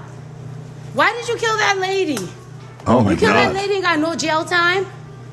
No jail time, Alec? He's not No jail time, not Alec. budging. You're putting innocent people in jail, Alec Baldwin. Free Palestine, Alec, just one time. And I'll Before he's leave you trying to alone. get her to stop, I'll leave you alone. he I goes swear. to the door. Just say Free Palestine one time. One time. One time. He's going to end the war? One time, Alec. Yeah. You know he's a criminal. You know he's a fucking criminal. Employee. So why do you want a Alec, criminal to just say something? Free Palestine one time. One time. he's just Just one saying, like, time. please leave. Please. And I'll leave you alone. Free Palestine. Fuck Israel. Fuck Zionism. Please say it. One time. Could you do me one quick favor? Smart. I gave her the smart. okey doke. So the general consensus on Twitter was, wow, I can't believe you got us to side with Alec Baldwin, but you were being crazy. Yeah. She sounded strange, but there's way too... First off, when did women go nuts? When did women go nuts? I've been talking about this for a long time. They're fighting, they're harassing, they're in everyone's grill. This didn't exist when I was a kid. Like, all the fucking bitches have gone nuts. That's what's going on. Look, there's right always now. been crazy people out there. It's just I know, but you they just didn't kept have it- the platform to see it every single day in your I face. feel like they kept it closer to the vest back then. I just think it was easier to ignore them. Maybe that's maybe that. I think women got weaponized. The women didn't used to act insane. Now they're going nuts. Well, this person's a known agitator, which I'm surprised. Like, people who are known agitators, how do they find themselves in these situations? It's crazy that here's Alec Baldwin. And he looked pretty broken. Just standing, I don't know. Just a guy. I mean, look, regardless of how you feel politics or how you feel about what happened with his incident, in that incident, he's just a dude trying to get coffee. Yeah. You know, probably hungover in his neighborhood. I mean, Baldwin's, I know him pretty well, and he's got a kind of a curse in that he's sort of too smart and he overthinks everything, and he's, kind of lives in his head. And he's a really brilliant guy, and he's sort of a super bright, talented gifted guy, but thinking too much is a double-edged sword. You can turn in on yourself, you know. But he's also comes from a place and a time when if you fucked with people, you might get punched. You know what I mean? And it prevented people from fucking with people because they may have gotten punched. You know what I mean? And so he's sort of it sort of reminds me of like if you talk to like your grandpa and he's like, oh, a colored couple moved in across the way. You know, and you can't say color. It's like he's been saying colored since 1941, and now we expect him to just stop whatever he grew up with, however he did it, and just acclimate like immediately to these times. Yeah, you know, look, younger generations are always going to have things that we're not used to, and I don't have the capacity to learn. Like I think I alluded to it earlier. I honestly don't care. Whatever gender you want to be is fine. I support you if that makes you happy. But don't expect me to be smart enough to learn. I don't even know what a pronoun is, and before it was a title in general. You know, I wasn't good at grammar. You know, you're in the pool, man. I was kicking ass. I was busy training. That's right. No, I support you. I want you to feel loved, but don't be offended that I don't know the difference. Yeah, I'm the same way, except for I don't support you. And I think he showed such patience. I can't believe he lasted that long. That's the longest Baldwin's ever been harassed before throwing down. Yeah. Right.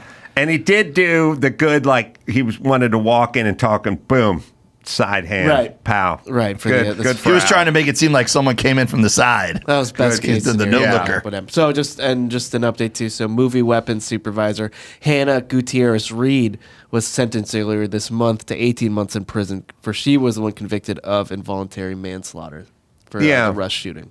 Yeah, I think the biggest problem he had with that entire ordeal is he kept saying he didn't squeeze the trigger, and I would have been like, I was handed a gun, a prop. I was told it was cold and there was nothing in it, and we're rehearsing a scene where I squeezed the trigger. Yeah. So yeah, I did. Why is that on me? Right. You know what I mean? If they handed me, if Wile E. Coyote handed me a bomb with a clock on it and someone told me it was just filled with sawdust and it blew up, that wouldn't really be on me either. You know what I mean? Like I was handed a gun by a prop master and told it was safe, or told it was empty, or told it was cold, or whatever the terminology is. So yeah, that's what I thought. Same thing you would have thought if somebody handed you something and said there's nothing in it. Did that already go through trial? Yeah. They kept trying to get him, and he did this stupid interview where he said a bunch of stuff which you're not supposed to do. But look, it's a mistake. It's a tragedy. Yeah. Do you think if OJ had gotten convicted of those murders, would he have ever gotten out in his lifetime, or would he have been in prison forever? Talking about O.J. Simpson or O.J. Anderson, who played for the Giants and the Cardinals? Because there's two more than one O.J., and I don't know the full story. Was not aware of that, but yeah, O.J. Simpson. Oh, O.J. Simpson. You don't know O.J. Anderson? No, I forgot about that. O.J. Anderson played for the Cardinals, then went to the Giants, and then won a Super Bowl with the Giants as a running back in Super Bowl whatever. And also went to trial? No, different OJ. Okay, all right. This is OJ Anderson. And I don't know where he got OJ from. But there's been a couple. OJ McDuffie played for the Dolphins. Won a Super Bowl. Yeah. All right. What were we talking about? OJ would be in for life. OJ would have never gotten out? I think so. Yeah. Yeah. Mm-hmm. Brutal murder. Mm-hmm. Yeah, that's true. Yeah. All right. So, since we're talking about movies with guns, so Otis Jerome, that's where OJ comes from. Do you have Ringo? Do I have that? Not sure what song you're looking you for. Can boogie or something. My. That's what he. Okay, yeah, I got that. Oh, you do? Oh, okay. Go ahead. What do you got, Chris? We'll just so we're talking about action movies. So, TMZ's doing this documentary with Arnold and Sly Stallone. Mm-hmm. and Harvey asked them who. You both are definitely on the Mount Rushmore of action heroes. Who are the other two guys? And I just want to get your guys' takes. Who are the other two guys that should be joining them? Who were the first two? Stallone and Arnold Schwarzenegger. Okay, yeah. So those are. You got to go Jackie Chan because you got to kind of even it out. You know what I mean? Yeah, kid is of all muscle heads. Yeah. We need a little diversity on there. Look, I'm all for Jackie Chan. I think Jackie he's a Chan legend. is amazing, and does all his own stunts and all that craziness. I mean, you got to put Jackie Chan on there. You got to put O.J. Anderson on there. Was he also in Naked Gun? I got to put your dad on there. We need a wild card. Yeah. All right, now Steven Seagal. Seagal, you can, but you gotta, Chuck Norris. Yeah, Chuck, you can do. I got a good one. Bruce Willis. That's a nice nod, but yeah. Just because he's a little different, but definitely an action star. You got Jean-Claude Van Damme. Jean-Claude maybe gets the nod over Jackie Chan. What about Tom Cruise in the second half of his career? Doing all his own stunts, I mean, you gotta. I'm gonna go. I'll go Tom Cruise and Jackie Chan. Tom Cruise. Strong. You agree? I think you need one cheesy guy on there. I think you need either like a Chuck Norris, Steven Seagal, and I think Chuck Norris gets it for nostalgic. Right. So Arnold added Clint Eastwood. Is he really an action star? Yeah. Shooting a lot of people. And they also added Bruce Willis as well. Yeah. So Bruce Willis, Clint Eastwood, and then Bruce Willis. That's a good list. That's a pretty strong list. I don't know. I feel like that's because he's suffering now. I feel like there's it's a posthumous sort of Hall of Fame. The guy with recency bias. Well, yeah, I mean the Hall of Fame passed him over 23 times, and now he died of leukemia. And now he's getting into the Hall of Fame. Like I think there's an element. I mean, great action. I just don't know if I got two. I don't know. Prisoner of the moment. I think you got to get Jackie Chan in there. I agree. I love Jackie Chan. So, I think it'd be a good compromise, strong list if you go Arnold, Stallone, Jackie Chan, Bruce Willis. All right, I can live with that. All right, let's move on with after that. So, I mean, a lot happening at Columbia. Columbia University. So they've announced that classes are going to be remote for the rest of the year as anti-Israel protests rock the school. It's $70,000 a year. To go to Columbia. That's an online school. They've just announced you just go home. Like they should not get paid. I mean, listen, I'm sorry if you can't provide a safe environment. What's the $70,000 for if I can't show up? You know what I mean? Right. So, I mean, look, these protests, they're fueling a national debate over free speech and student demonstrations amid growing unrest over the fate of Palestinians in Gaza. The chick's going nuts again. It's 80% women, which is funny to me. The other thing is, it makes me laugh. So remember, we're fucked. Okay, here's the deal. They have a problem. The Biden administration has a problem. CNN has a problem.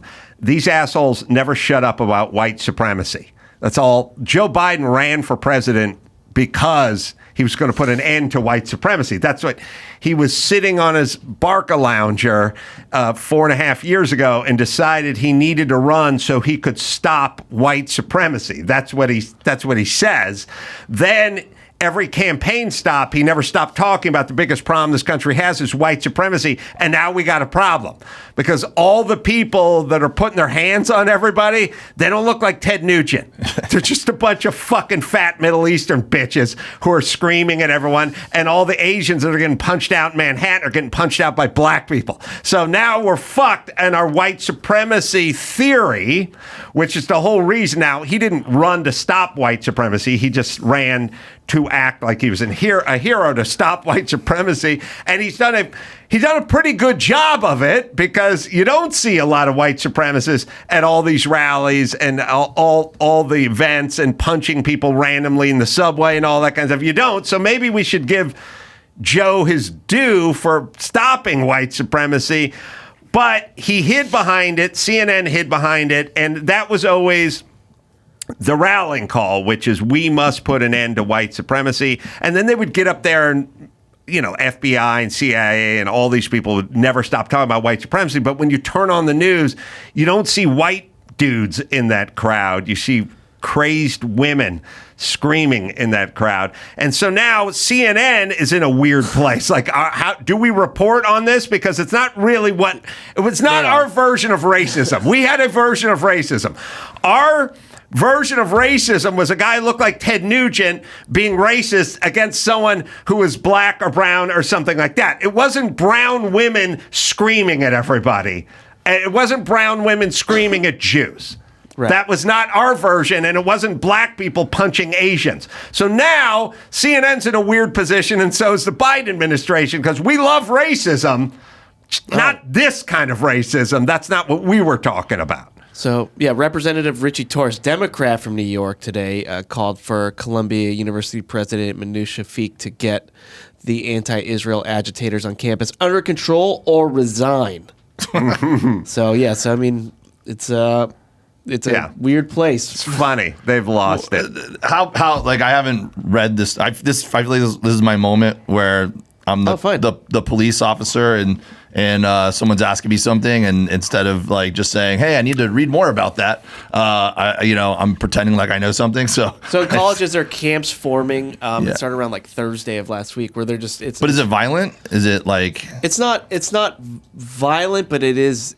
It's threatening that some of it's violent. Some of it's violent, and it's like Jews don't want to show up. And then, of course, if you did this with any other group, if you're coming out against blacks or Asians or Hispanics, everyone would fucking have their panties in a bunch and be going insane. What would CNN be doing if these were white people doing it to black people? It'd be nonstop, 24/7. They wouldn't be trying to tamp it down and go, the protest, they have pizza and they dance. They wouldn't do it that way. So they've kind of fucked themselves because they built an entire edifice on racism and they got the wrong racism. Yeah. And they don't really know what to do with it now. Well, I mean, look, Eric Adams, Kathy Hochul, the White House all expressed concern of the safety of these Jewish students. Robert Kraft said that he's pulling support for his alma mater, Columbia. Well, they're going to start making changes when the money starts drying up. With everything in life. Everything in life. That's where people somehow get smart, they get sober, and they get wise.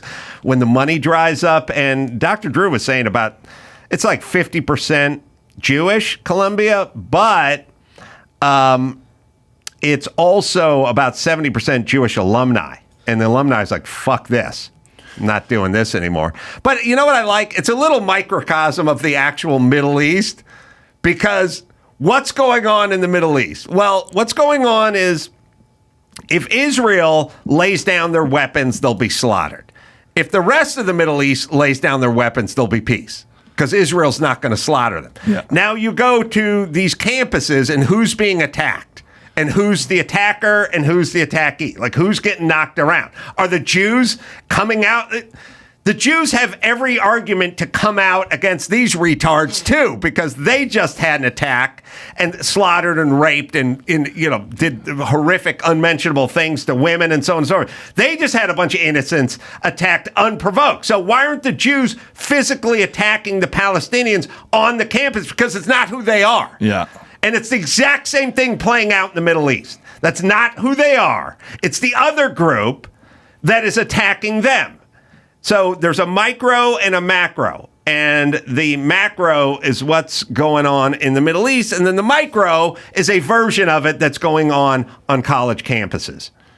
And it's fucking mostly women when you see this, which is crazy, who are angry at their dads because they have no fucking idea what's going on.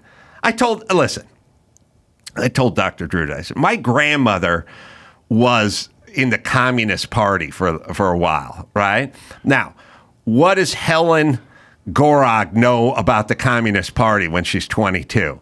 She doesn't know shit about the Communist Party. All she knows is she hates her dad, and she hates this country, and this seems like a thing that would piss them off the most. So she's now done this.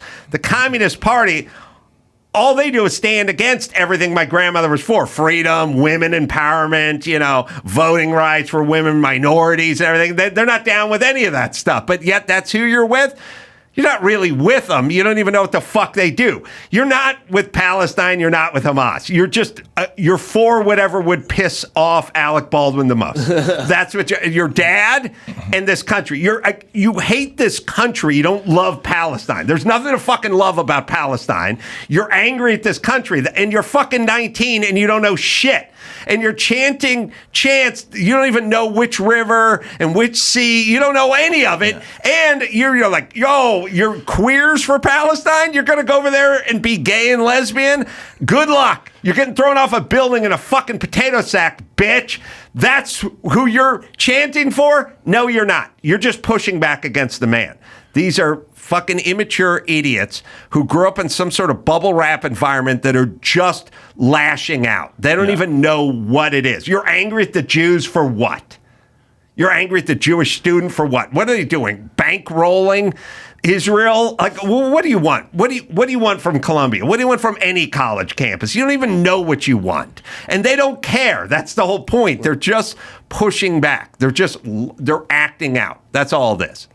Do you think, like, just this is obviously a very extreme example, right? Like, you know, peace in the Middle East has been a problem that hasn't been solved in a very long time. You know, it's a very extreme example. But and there's always going to be protests. There's always going to be, you know, rioting with certain things, whatever.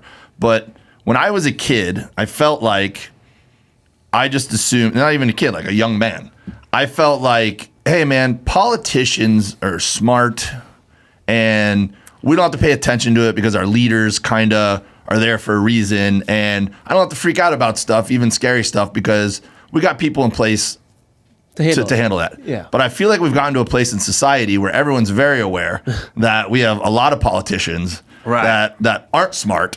No. And even when the politicians, like just the president of the United States, whether your guy's in office or not, we have now, the media has now just gone to trying to discredit them, you know, every chance they get. So I feel like there's a large part of the population that it's that little puppy dog you were talking about earlier. You can't be a cool lab anymore, no matter what happens in the news. You go, oh my God, do I have to do something? Do I have to do something? And then everyone feels like they got to go do something. And what they're doing isn't going to have any effect on the actual problem, you know? Mm-hmm. Yeah. Does that make sense? Yeah. I'm talking about a middle-aged dog that's skittish. But okay. Yeah, but puppies are sweet. I like puppies. I don't want you to think I'm against puppies. Yeah, all right. No. I would never say that. Unless that puppy's driving a race car against you. I'll put him in the wall. I'll put that schnauzer in the wall. Take this, Rover.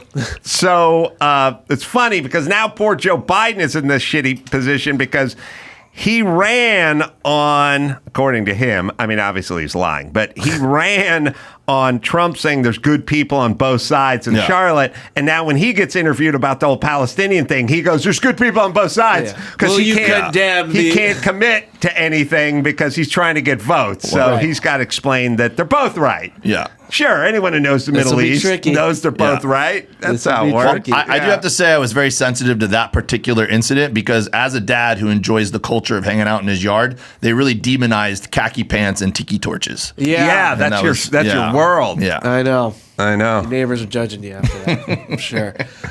You run an extension cord out to your TV set, or how's it work? I do. Wow. I have, dude, you could probably come over to my house and within 2 minutes, I think, just with your knowledge of conduit. Yeah. You'd probably be like, Dave, this is a problem. What's your tire? Do you have sleeves at least? You going sleeveless? I wear a tank top every chance I get, for sure. Mm-hmm. Big flip-flop guy. Mm-hmm. I've basically drilled holes into the house that I'm renting into the floorboards, and then I run extension cords out through the vents to the front yard. Wow! And then I have my TV, for example. I have the bistro lights strung through it, and then the TV is plugged into and now like everything's on Wi-Fi, so you don't have to run cable out there or anything. It's just as long as you can reach the Wi-Fi, like you're good, bro. You go through the floor. Yeah. You go through the subflooring. I go through the hardwood flooring down to the crawl space. Well, you got subflooring underneath the hardwood flooring. I'm guessing. I don't think there's much. You go right. Was house from like the 20s or 30s? It's an old house, yeah. All right. So you got diagonal sheathing 1x6. I'll take your word for it. All right. You go through that. Then you get into the crawl space under the house. Yeah. And then you go out through the vent on the side. because you're on a foundation, not a slab. Exactly. And, you got to, when you make that hole in that screen, vermin can get in there. You may want to. I'm very conscious of that. You may want to get some like expanding foam or something and kind of make sure that the rats and whatever can't squeeze in there. So I buy I buy from Home Depot or whatever those little plugs that you would put in a desk. Yeah, that kind of like rotate for cords. Yeah, like computer cords. So that's what I have in the actual floorboard. Oh, sweet. You drilled it clean. Yeah. You drilled it big. Yeah, with like a 1 inch. Yeah. With flat paddle bit or a hole saw? No, like with my drill. I put the drill bit in that's got that big drill. Like it's like the drill bit that looks like this, and I just go right into my floorboard. Oh yeah, you did. That's a hole saw. Yeah. And then the back. I put a giant barn in my backyard. That I got off Craigslist, and I built like a clubhouse for my kids back there. Wow. We've got an arcade that I bought from Hugh Hefner's ex-wife. Wow, you're such a winner. Yeah. I just answered an ad on Craigslist, and I ended up buying one of these We're not arcades. worried. I'm not worried about vermin getting in your house, but into your crawl space. Oh. So when you go out through that screen, I'm certain there's vermin living in my crawl space. Okay, all right. And you just run extension cord out there and plug everything in. Yeah, because some of my smokers are digital too. So yeah, so I have like a power strip, an outdoor power strip, and I run it all through that. Wow. Yeah. Does that sound dangerous, or does it sound okay? No, it's because the power strip's got the breaker thing on there. Yeah. Right. Yeah, you're fine. I mean, it's been quite a few years, and we haven't had a problem. So yeah, that's how things work. If you can go a few years with nothing. Yeah, you're safe. Yeah, those Twin Towers were built in 1969, no problems. I built this cool little shed during the pandemic for my smoker, and then now my whole yard's full of them. My front yard looks like a sports bar. Wow. But I did notice recently that the very first structure I built, from the heat just being there for so long, I looked up, and the boards up here are definitely patinaed. Mm-hmm. I'm like, that looks like it could have caught fire at some point. Do we have Ringo? Song that sounds like. All right. So there's this thing. It's a very rare condition called auto brewery syndrome. That's when you're out of IPAs. Yeah, I think I have this. We've talked about gut health. Well, there's like a certain combination of like fungi in the gut to where if you eat carbs, it becomes alcohol in your body. Oh, wow. This will explain. This is great for any potential DUI lawyer. This is perfect because all he has is a couple of bran muffins, but he has a disease. Oh, you want to know? If I called Mark Garagos right now and I was like, Mark, you need to find me a fucking medical expert to explain that I have this disease because I got pulled over last night and I'm just telling the cops I ate a bagel and a bran muffin. I didn't do any drinking, but I blew a .09. But I need you to. He'd go. I'll have the guy on the phone with you in 10 minutes. He doesn't even need to talk to you. You have to get an Olive Garden waitress to testify. It was like, I brought him 3 baskets of bread. It's my fault. Right. He did the bread. He did the endless breadsticks. Yeah, did the bottomless breadsticks.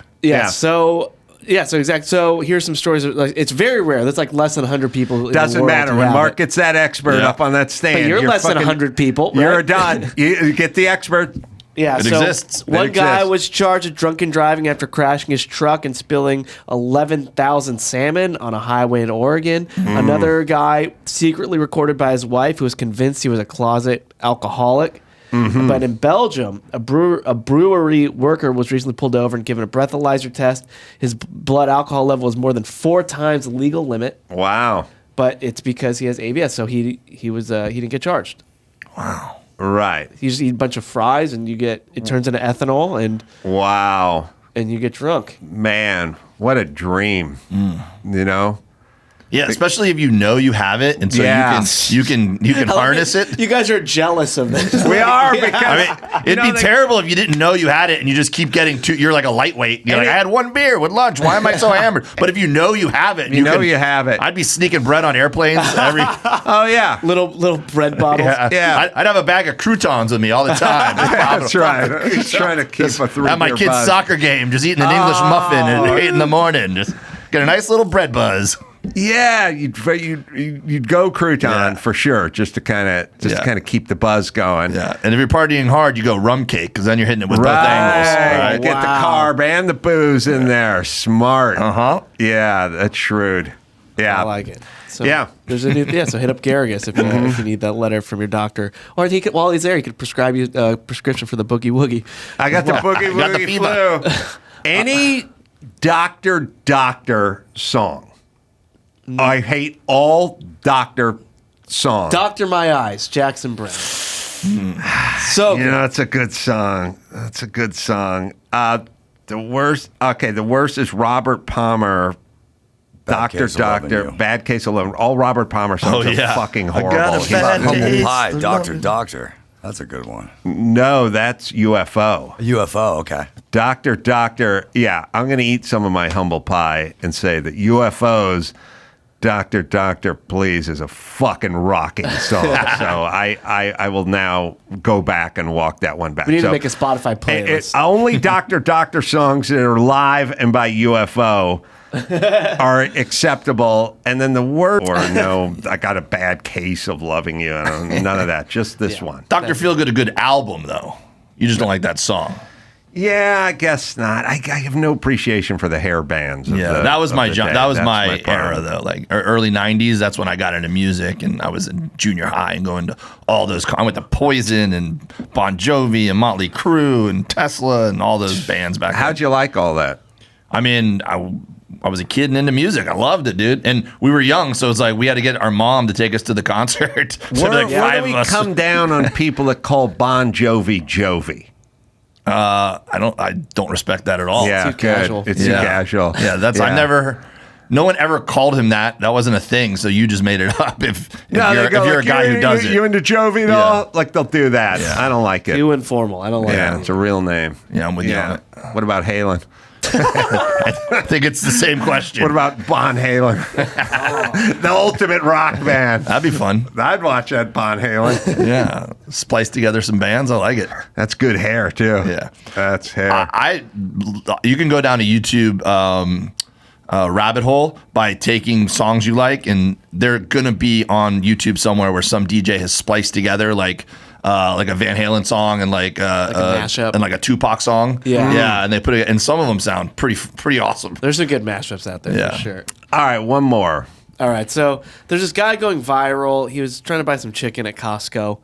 I saw this. Yeah. So I didn't see this. So there's a video of him. He has like 5 rotisserie chickens in his cart, and he asked the cashier, "Please don't shine the LED on the chicken. I have another barcode you can use, and it's printed on his shirt." So here he is.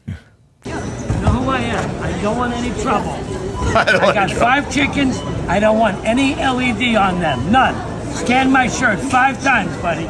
He has the UPC code, buddy, on his shirt. That's a regular credit card. See, I'm glad. Hold on. I'm glad I have my dad and not this guy. You got to show your membership card first, so he gets his membership card scanned. I don't want to charge it on this card. I want to put it on this card. Scan it. I think he's at TikTok. I mean, the rotisserie chicken's the best deal in Costco. Oh my god! Their mac and cheese is pretty awesome too. You get that rotisserie chicken and get the shirt scanned 5 times. You got to get the garlic paste. You got to make your own garlic paste. They sell the garlic paste. Do they? It does. I think it does have like canola oil. It's all canola oil. Yeah. You got to make your own. So the rotisserie chicken, they actually take a loss, I believe. It's a loss leader. Yeah, just like their 75-cent hot dogs. Yeah, exactly. They just don't want to raise the prices. They're sticking to their principles. They purposely put it in the back, so you have to walk through all their stuff to get to it. Yeah. So is this a conspiracy theory thing? Like he thinks the LED lights are damaging his chickens or something? That would be a weird thing because it's better if it hits him in the chest 5 times. Exactly. Yeah, it's like vital it organs. stops his pacemaker. He's committing suicide there. Chicken. Yeah, he's got a pacemaker. That guy. Listen, I talked to the great Howie Mandel once. And I was backstage at a show I was doing. He was eating at a barbecue place across the way. And Chris was there.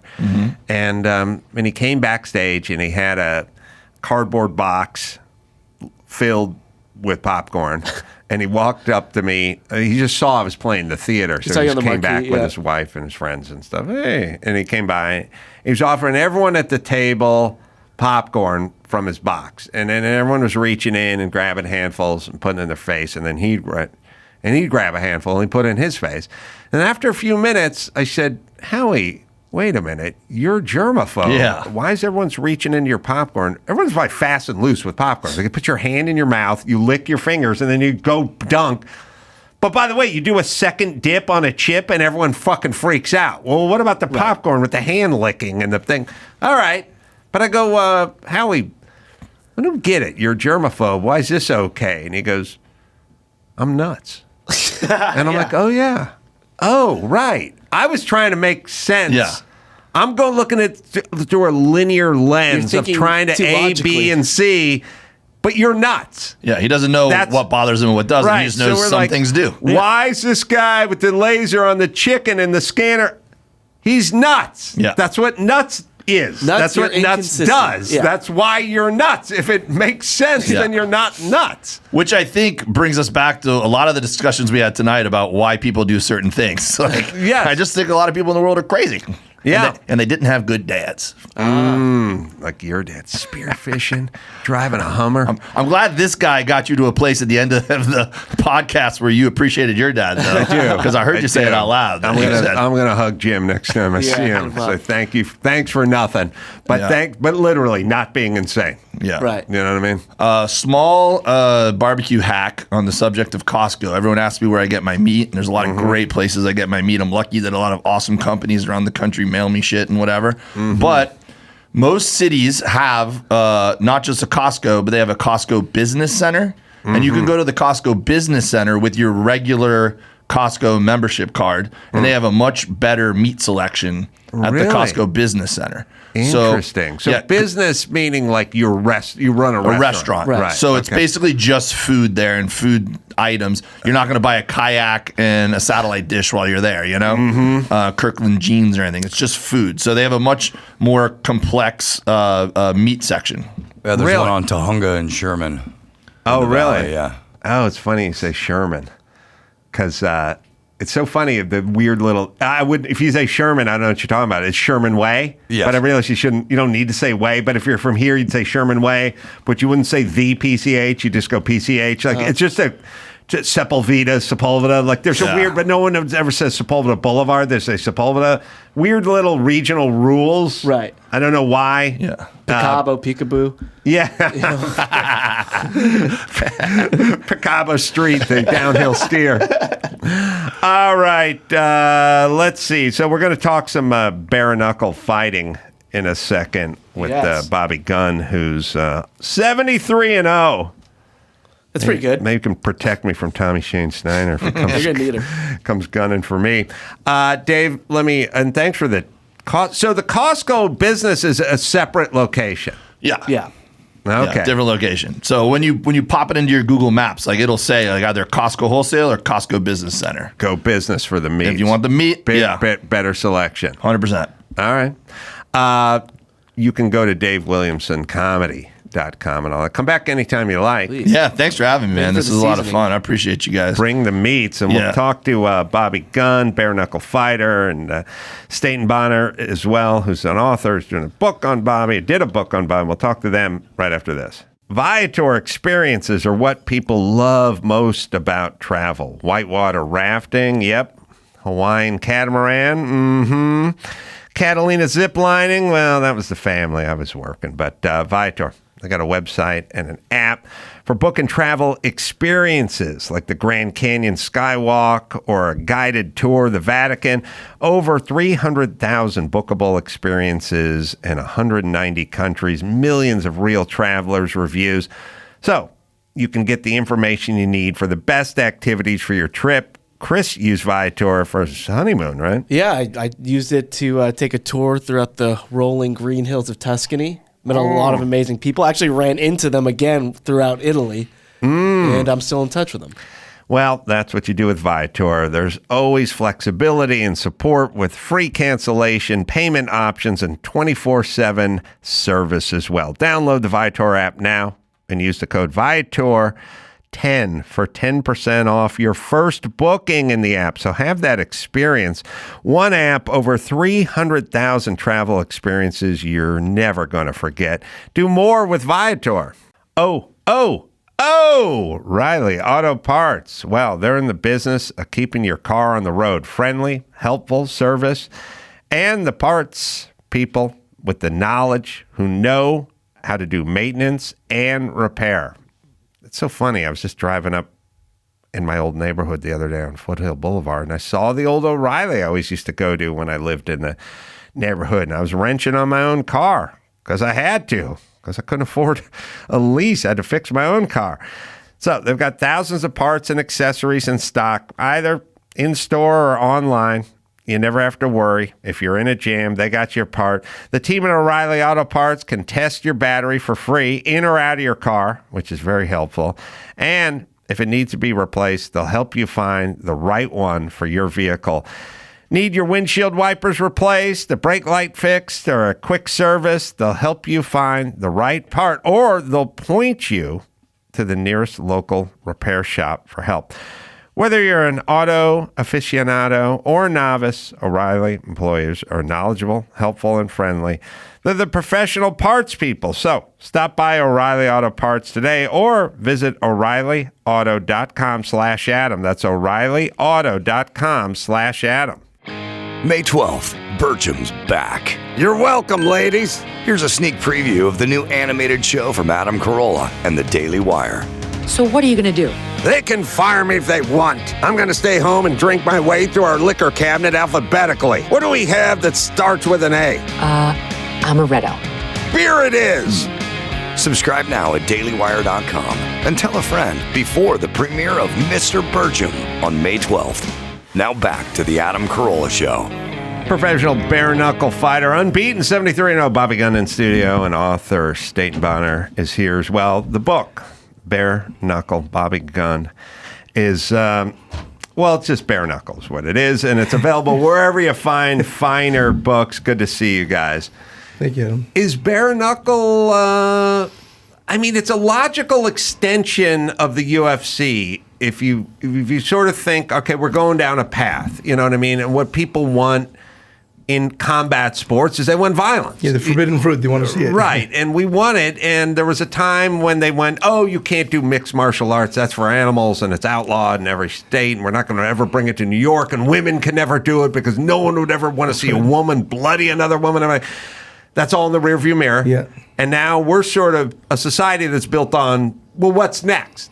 What's more than this? Yeah. And I guess bare knuckle is more. It's the original form of combat. For me, I was a former boxing champion too, but in boxing, MMA, I think there's like 16 or 20 something fighters die every year. Mm-hmm. In bare knuckle history, sir, I don't think there's been more than 2. Mm-hmm. You don't hit as hard when you get bare fist. When you know yourself, when your hands all wrapped up like a cast, and you put a tennis glove on. Yeah. You punch the door off the hinges. You feel like you're on, but with bare knuckle, you're naked. Your hand's naked. You pick your shots. It's way more different. Yeah, I think you could probably, and sometimes it's a little counterintuitive, but if you use like football as an example, when they used to wear leather helmets, people didn't lead with their head. They sort of had no face mask, leather helmet. You got to be careful. That's right. A great analogy is rugby and NFL. So you're going to pull your punch so you don't hurt yourself as hard. NFL, we can all watch it on Sunday afternoon with our kids. Those guys are getting hit with 10 times the impact. Yeah. Studies are showing now, because of Bare Knuckle Fighting Championship, which Bobby helped create, it's become a $400 million business. It's bloodier, it's skin on skin, it's faster, but it does result in less concussive injury so far. None of these are safe, but it's less concussions. Right, and so much like the trajectory of UFC, politicians are going to go, this is barbaric. I'm not going to be signing off on this for my state, and then we'll get there. But where are we now with bare knuckle? Like what states, what venues, what licensing board? Pretty near everywhere now. California is the first ever right now this week in Knucklemania. It's all over America now. The sanctioned body. Is it all states now? It's not all states yet. So in 2018, they had the first bare knuckle fighting championship in Wyoming. Bobby fought in it. It was his first legal sanctioned fight, and they had 2 others that year. They grossed $500,000. This year they have 48 events across the country and the world, and it's valued at $411 million. So it's growing fast. And they're guys that are leaving the UFC or retired from the UFC. They're making their way, and women into bare knuckle as well. And you're fighting cruiserweight. How do the weights work in bare knuckle, or are they the same? When I fought bare knuckle, I fought the underground world. Any weight mattered. There was no weights. But in pro box, I was cruiserweight. But a lot of fighters are coming from MMA now, Sir Adam, and wrestling. But there's only a very few real bare knuckle fighters out there that's actually competing. Bare knuckle fighting, it's like a whole different world than boxing. Really? It's a whole different ballgame. You got to really pick your shots. You roll, you move in boxing. Kind of the same thing. But these hands, catch a hand, you catch it. You can't do it with a glove on. It's a whole different ballgame. Would you go to the body more? More body. That makes sense. Safe for my hands. You know what I mean? Well, everyone that got into a street fight broke their hand, right? Usually, usually the bones in your hand are very small, right? But there's a way to close your hand. Nobody does that. You know, boxing. They say you close your hand. Go like this. I'll show you something. Okay, open up your hand again. Oh, that's a fist. My right? fingers are fucked up from boxing. I know. See, like this. This is a fist, right? Right. That ain't a fist. Watch this now. Start with your pinky, boys. Go to pinky. That's a fist. Now, when you do that, Sir Adam, all your tendons in your hands naturally is for an impact more way than before. Really? That right. Instead of that, no, that. Pinky first. So you roll from your pinky to your index to make the fist. In the old days, when I'm underground fighting, kind of like Charles Bronson, Hard Times, you watch the movie, he comes out, he does this. Show you his hands first, because they have to show you nothing in my hand. Right. I don't have a long nail to get in your eyes. So there's little tricks like that you have to be careful about. So you start young, right? Oh, yeah, really young. I started. Like age 11? I'm probably in diapers. I first amateur fight about 6 years old, but I'm amateur boxing. But I fight. I fought 11-year-old. I fought a boy, maybe 16 years old, and I fought full-grown men, 10, 11-year-old. Yes, really? Yes, I did, sir. Wow. My dad was rough. He's a tough one, but it was my upbringing, Sir Adam. My heritage, like I come from, like Tyson Fury. Gypsy blood. That's what we are. There's all dogs, but there's different breeds of dogs. Poodles, Swaws, then there's pit bulls. My people was born and bred for it, so this was like it was our life, our religion, fighting. Did your dad fight? Yes, he was a killer street fighter. He was more like rough and tumble. Anything goes. You know what I mean? Right. Fair and square means bare knuckle. A rough and tumble, anything goes. But my father, my grandfather, my great grandfather, so considered champions amongst my people. It's the heritage. It meant more than world titles. I mean, I had world titles. I fought the best fighters in the world in boxing, but to have that amongst my people, Sir Adam, you would lay your life and you would die for it, sir. Pride. The bare knuckle, I think, is. I mean, if we're doing if we're just going on a kind of pecking order here where you're going like, well, high school wrestling, hey, that takes a certain amount of courage or whatever. And then you go boxing, amateur boxing. Okay, maybe I couldn't do that. I don't know. But then you get MMA and you go, oh, man, geez, that's badass. Yeah. But bare knuckle's probably the top of that. In terms of the things the average person would not want to engage in the most, right? It's not normal. Adam, not normal. All my years as a journalist, Bobby Gunn was the most amazing story I've ever come across. I've been following him since 2012. He was a guy who was an IBA cruiserweight champion and boxer, but started taking underground fights around New York City and mob-backed matches to give his daughter a better life. He grew up, his father training him in 3 different arts. Boxing, bare knuckle fighting, and rough and tumble, which is basically anything goes. His dad would bring home grown men at age 11, drunk from the bar. His dad would bring him home, wake up Bobby. He'd bet $200 you can't knock out my kid. So Bobby would be in these motor courts, Niagara Falls, hookers, drunk guys around. They'd be like, "What the fuck?" As a kid, and Bobby would just pop him right in the face and take him down. And Bobby, when I met him, I went with him. He was using the money to put his daughter in school. He dropped her off. I was with him, dropped her off at school, and came back and said, it's not those fights that worry me. It's my daughter dropping her off. Her friend's parents will find out what I do and judge her for it. Make it hard, right? But Bobby was fighting for the Irish mob in Hell's Kitchen. He was fighting in underground gambling dens in Chinatown. He fought, in a mob fight put on by the Russian mob in Sheepshead Bay, where he had a gun pulled on his head. I mean, what stands Bobby apart is he had the technical skill, and I would speak with his peers about this and other fighters, other pro boxers, Thomas Adamak, real guys he fought. And he could go in and he had a surgeon's knowledge of a body. He could take you down, cut you in the eyes, take the fight out of you, have a surgical strike to your liver. One guy told me it feels like your ass drops out of your ass. But what really it is Bobby could handle these situations, these biker bars. He's insane. There was once a mountain lion in a corner at one mansion, suburban mansion he went to. I mean, he could handle these crazy situations. So it was not only his technical skill, but just his balls. I mean, it's just crazy, crazy story. But so Adam, all the underground world, right? People say like corruption and bad. It was more fair than fighting world championship boxing fights. There's more corruption in pro boxing. I've seen. You're fighting the judges, Adam. You're fighting the referees. They're fair play, man. The referee just let you go. Right. And it was no rounds. And when I fought the fights, no rounds. The best man wins. You knock him out, and he quits. But in pro boxing, I fought world champions. Well, they stopped the fight me or cut nose. So, you think I care about a cut nose? my life, it's a joke. You fought Roy Jones Jr.? Yeah, we fought Roy. We fought James Toney. I fought them all. Oh, James lights out Toney. Yeah, he's all good. They're all great champions. And Jones Jr. grew up Gulf Coast, Florida, dog fighting, cockfighting. His family, he was into the blood sport. What's fascinating is Bobby dropped out of pro boxing age 20 after being under Carl King and Don King in Vegas, always his sparring partner. He lied about his age, started fighting at 15 under those guys, fighting guys double his age. Well, Roy Jones is definitely one of the most gifted, talented, athletic boxers. Not all boxers. Some boxers are tough. He could have played an NBA guard, super talented. And James Toney, James Toney was gifted and skilled in that he could move, and he could block punches with his shoulders. And he also went from, I saw him fight at the Olympic Garden at like middleweight. He went all the way up through heavyweight. Very knowledgeable. So it's crazy. I broke my hand up. Before I fought James Toney, I broke my hand, sir. Had him right there. He's still a limp on it this day. Right. Very first round, I'm boxing James, and I hit him a right hand that would have knocked most men out. Bang! He went, broke your hand. Then he started jabbing my hands around. I said, oh, God, I'm in for a hard one tonight. But he's so knowledgeable of the game. He knows, listen, maybe he can't talk too good outside the ring, but inside the ring, so good. He's a genius in there. But, I was born crazy, so it kind of leveled me out around him, the fights. Yeah, James Toney could be the black version of you.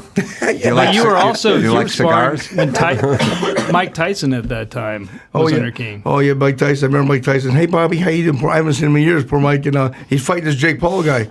What do you think of that? Hey, listen, you got to give the Paul brothers their credit. Sure, yeah. A lighten the rod for attention. What they've done with the money they're getting. But, game enough. Tough kid Jake Paul is and Mike and Tyson. I think it's probably rigged before they fight. They probably know what's going to happen. They're probably buddies, but I don't know what to say. I don't know. You think it's for real? What's your Tyson Gatorade story, Bobby? Years ago, he killed me. I was training Johnny Tacos. Remember Johnny Tacos in Vegas, the old Johnny Tacos gym? No. The gym. Yeah, the gym. Yeah. Anyways, we're training there. I was training. Mike Tyson's hitting a bag. He's sitting there, two bags from me. I'm a germ freak. I have my Gatorade. So I drink my Gatorade. I put it down on the ground. He'd be drinking, be gone. I was so mad. So every day this happens. So finally one day I goes back and I piss it back in. I fills it up. You pissed it. I'm going to kill you, motherfucker. That's the gym. I was a little boy. I said, please don't. but I'm I remember all those guys, sir. They're all talented. Listen, they train like monsters. To fight a monster, you got to train like a monster. You can't go to Jane Fonda gym and train lift Jane Fonda workout. You know yourself, sir. When you went to the gym, you got to compete. You had to compete with the monsters. And those guys were killers, man, when they were young. I remember them. The Tyson and beyond. Oh, yeah. Toney, all those guys. The old school. I don't think the new generation today, I don't even watch too much of them, but they're a little bit, ain't so much soft, but they're more interested in looking good. Their boxer shorts, their shoes. They're making business decisions like you would never see in the NFL. There you go. You would never see a wide receiver catch the ball and then sort of go down, kind of a hook slide. You never see a quarterback do a hook slide. You never see guys run out of bounds. You know what I mean? They'd tuck it in and they'd lean in and they'd get an extra half yard or whatever, and they'd be ridiculed if they did. But now people are making business decisions out there, and they're thinking, I'd like to keep my wits about me. I'd like to get another payday. I'd like not to get hit.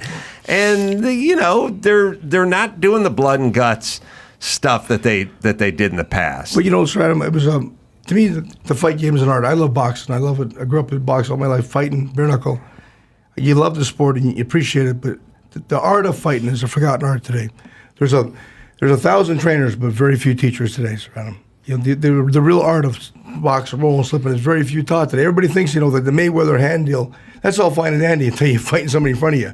I mean, that ain't how you really fight. That looks good for public.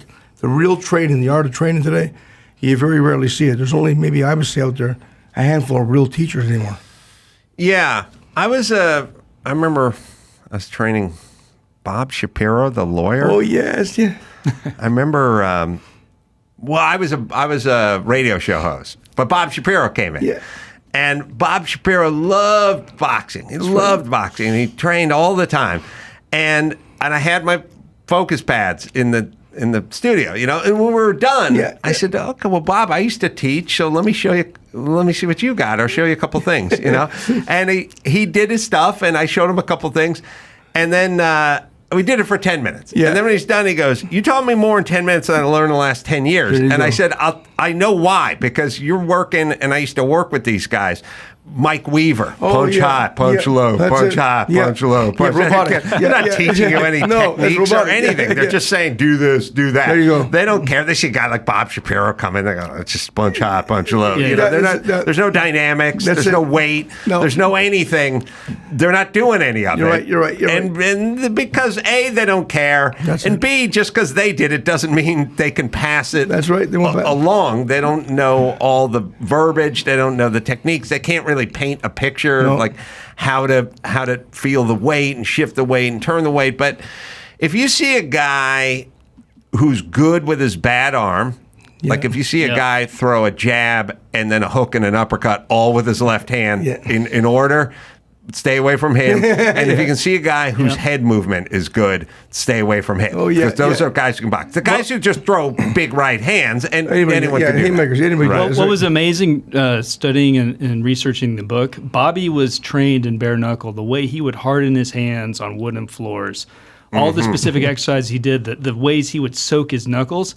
These are things that fighters were doing in bare knuckle matches in the 1700s. People don't realize. I didn't know this before I started researching the book. 1800s, there were 3 top sports in America: baseball, horse racing, and bare knuckle boxing. Really? Yeah, an individual, John L. Sullivan, he was the LeBron of his day, a son of an Irish immigrant. He was a plumber.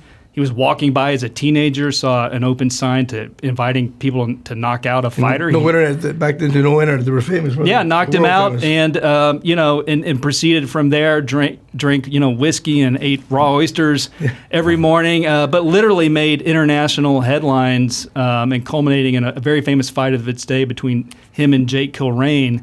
And that was so notorious. And there was Victorian Moors coming up.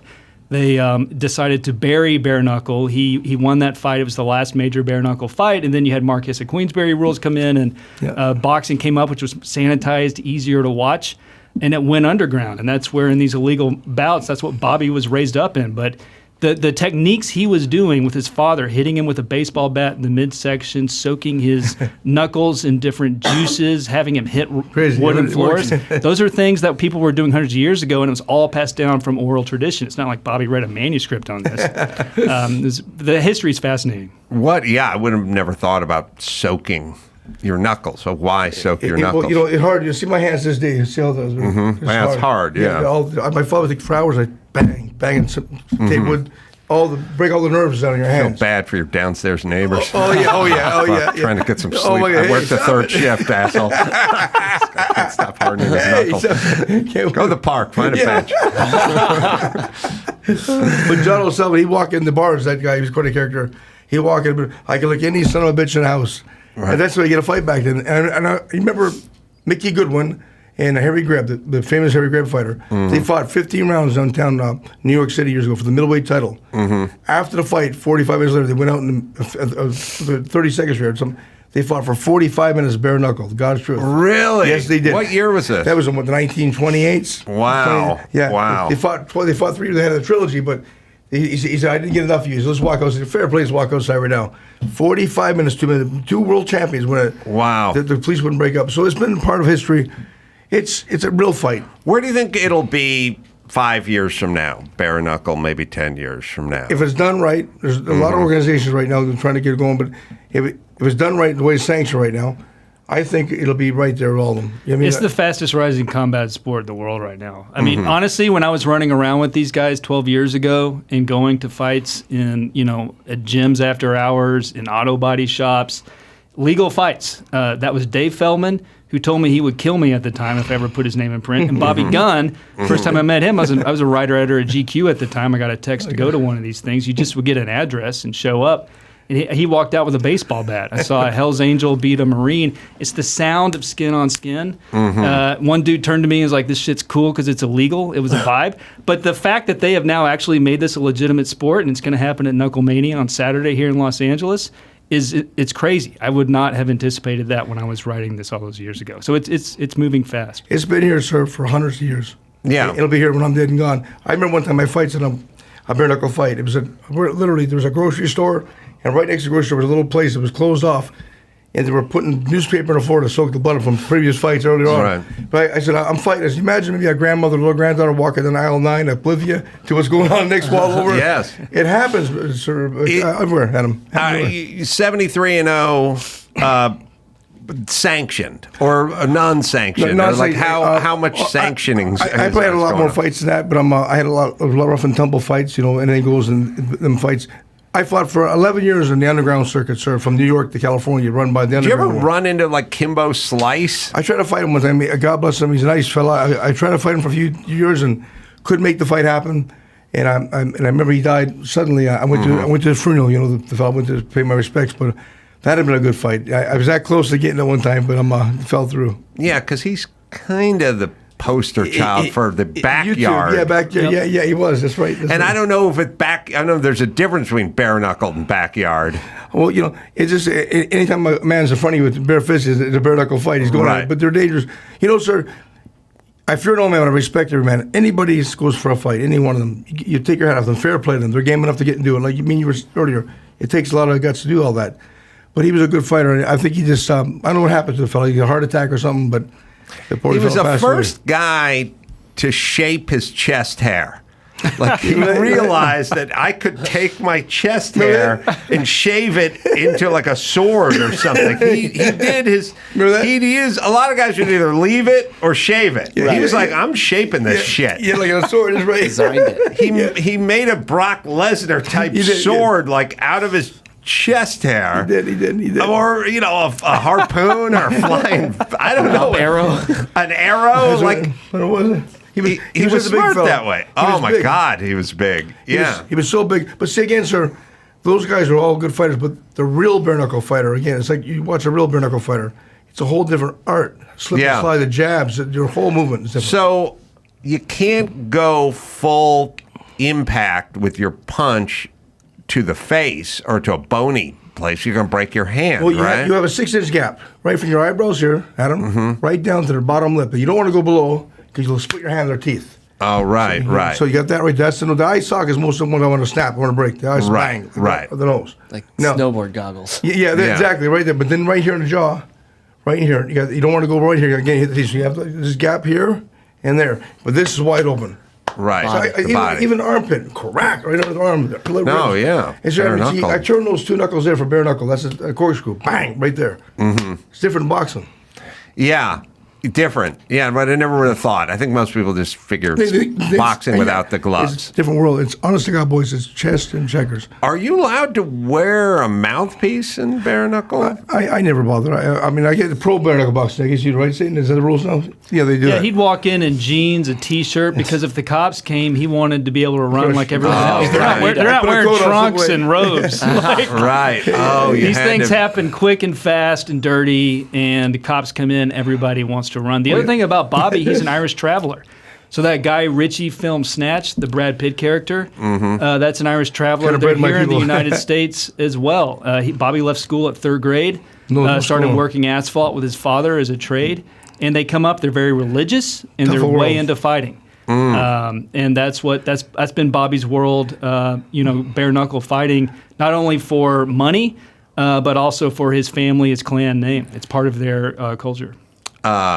asphalt sucks. Oh yeah, the shoveling. Oh god, it's a weird exercise if you do it right. You know, keep your arm in shape. Worked out. Yeah. Tougher fight the bare knuckles are. You got that big kettle. Oh boy. And that's all hundreds of degrees. They're burning that hot, dirty day too. It's like a steam bath. Is there an underground combat scene now? Yeah, well, yes, it's still going on. It was, like I said, before I was born, I'll be here when I'm dead and gone. For 11 years from California to New York, I fought the best ones they put in front of me, like different organization groups, families. I fought them all they put in front of me. And again, I say this, I've had some scary moments, but through it all, it was more fair than pro boxing. That's the God's truth. Tell them the Russian mob story, Bobby. I'll tell you what, it was a credit story. As I'm walking, I got a few of my buddies, I'm walking in, it goes a nice big place. This looks nice, a lovely big old house here, looks nice, lovely cars, won't be too bad. I walks in, red flag. I seen like a leopard or a panther stuck to the wall with chains on my step. That was a red flag right there. Right. That's ain't right. You know what I mean? You're seeing crazy. There's a movie surrounding him. People doing crazy dance music, all these people. And he brings the fella in the fight me surround him. And I thought he had a sweater on. The hairiest bastard I've ever seen in my life. I should have took a lawnmower and shaved that. I swear it was a sweater. A full body was covered in hair. He was like a sumo champion, something in Russia. A big bastard he was. 300 pounds. Oh, God. So we're fighting him. He does what he shouldn't do. He's throwing me down the ground deliberately. I gets up. So I cracks him left hook in the eye. The eye socket broke. But his eye started slowly popping out a little bit. So I kept working on the eye. I had to do it, right? So I'm working.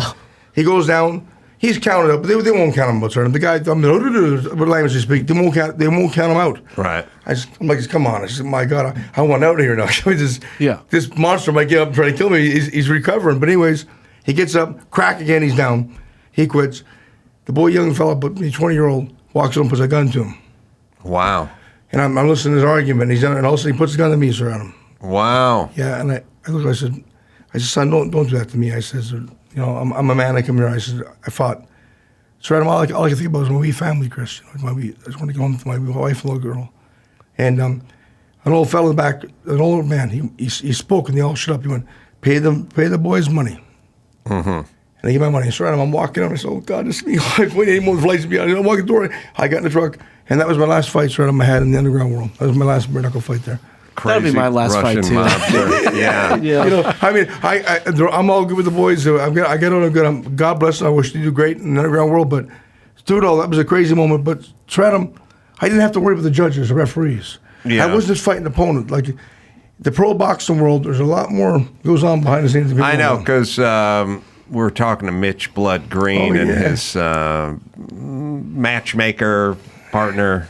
Roadie, author, Charles Farrell. Yeah, we were talking to him, and he's like, "Oh man, way more fights are fixed, and way more than you've even dreamt of. A lot of the big ones. A lot of the big ones. I mean, he said the first two Ali Liston fights were fixed. I mean, everyone kind of knows the Phantom Punch, and it's like Ali's moving backwards, and as you really hit him that hard to drop him, and then,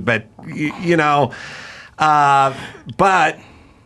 There was a fight that just happened recently where the guy kicked the ring girl. Yeah, so I thought, who better than you to comment on this? This is Ali Haibadi. He's an Iranian fighter. Okay. This is for the Hard Fighting Championship, the HFC Russian league. I'm sure.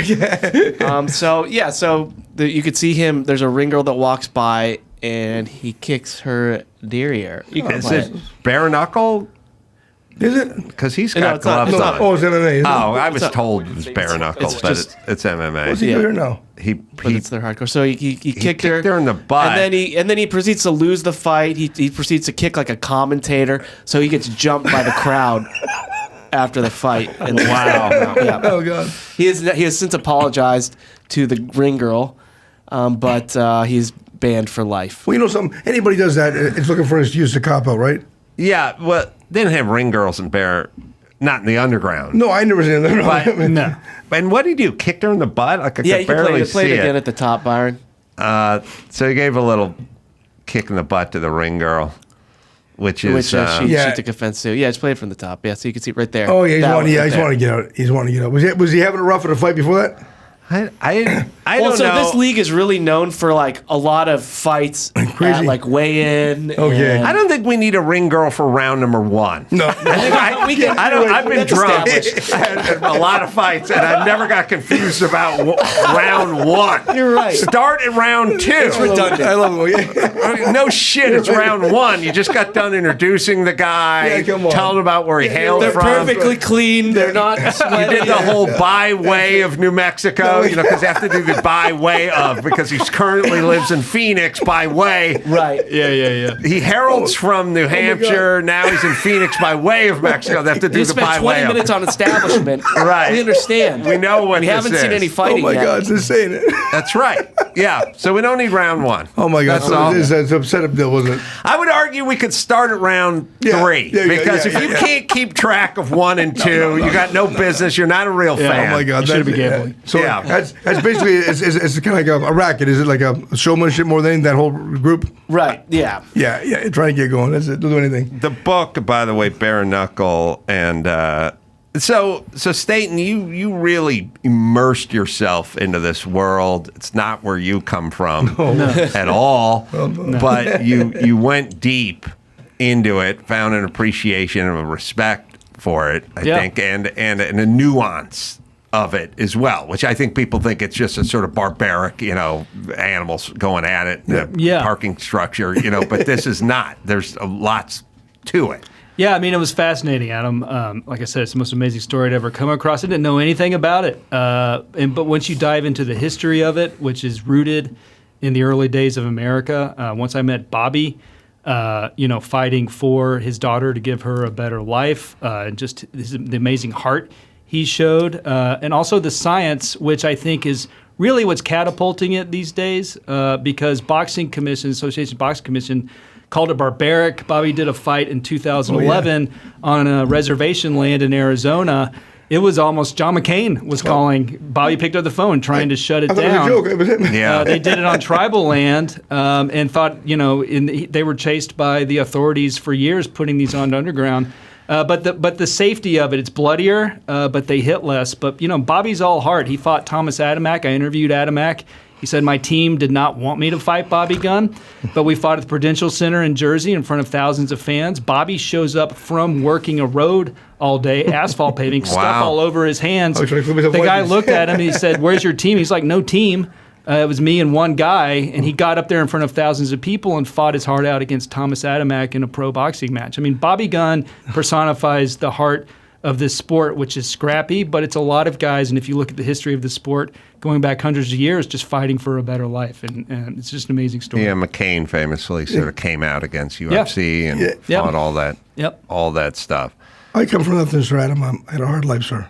Yeah. And that's why you get into bare-knuckle fighting. And my dad was tough, but if it wasn't that tough, Chris, I wouldn't have had to fall back on, get through life, and get through the situation I was in. And I tell you right now, when I drink water, I drink water. When I drink whiskey, I drink whiskey. I'm a man's man. I come to fight. I tie my shoes up to anybody, and I walk out the door and fight any man that live. I have no fear of a man. But I fight my guts out, Sir Adam. And I lay my heart out. And if I leave anything behind, I want to show anybody, Sir Adam, that I could do where I come from, sir. I make the ghettos in America that look like a holiday and compare to where I come from. Anybody can achieve what they want to do, sir. I'm like you, sir. You're a champion in your industry. You're a top man. You know how hard it is to have the work you do. You think you have to work your life to do what you do. You got to work hard. But it takes certain. But you have it. You're inspiration in your field. And if I get to show somebody, sir, out there, if Bobby Gunn can do it, you can do it too, man. Well, you now earned a plug. Bare-knuckle's the name of the book. It's available wherever you find finer books, and I recommend it highly. Bobby, Stayton. Fair play to you, sir. Thank you. Oh, man. Enlightening and interesting. Come back anytime.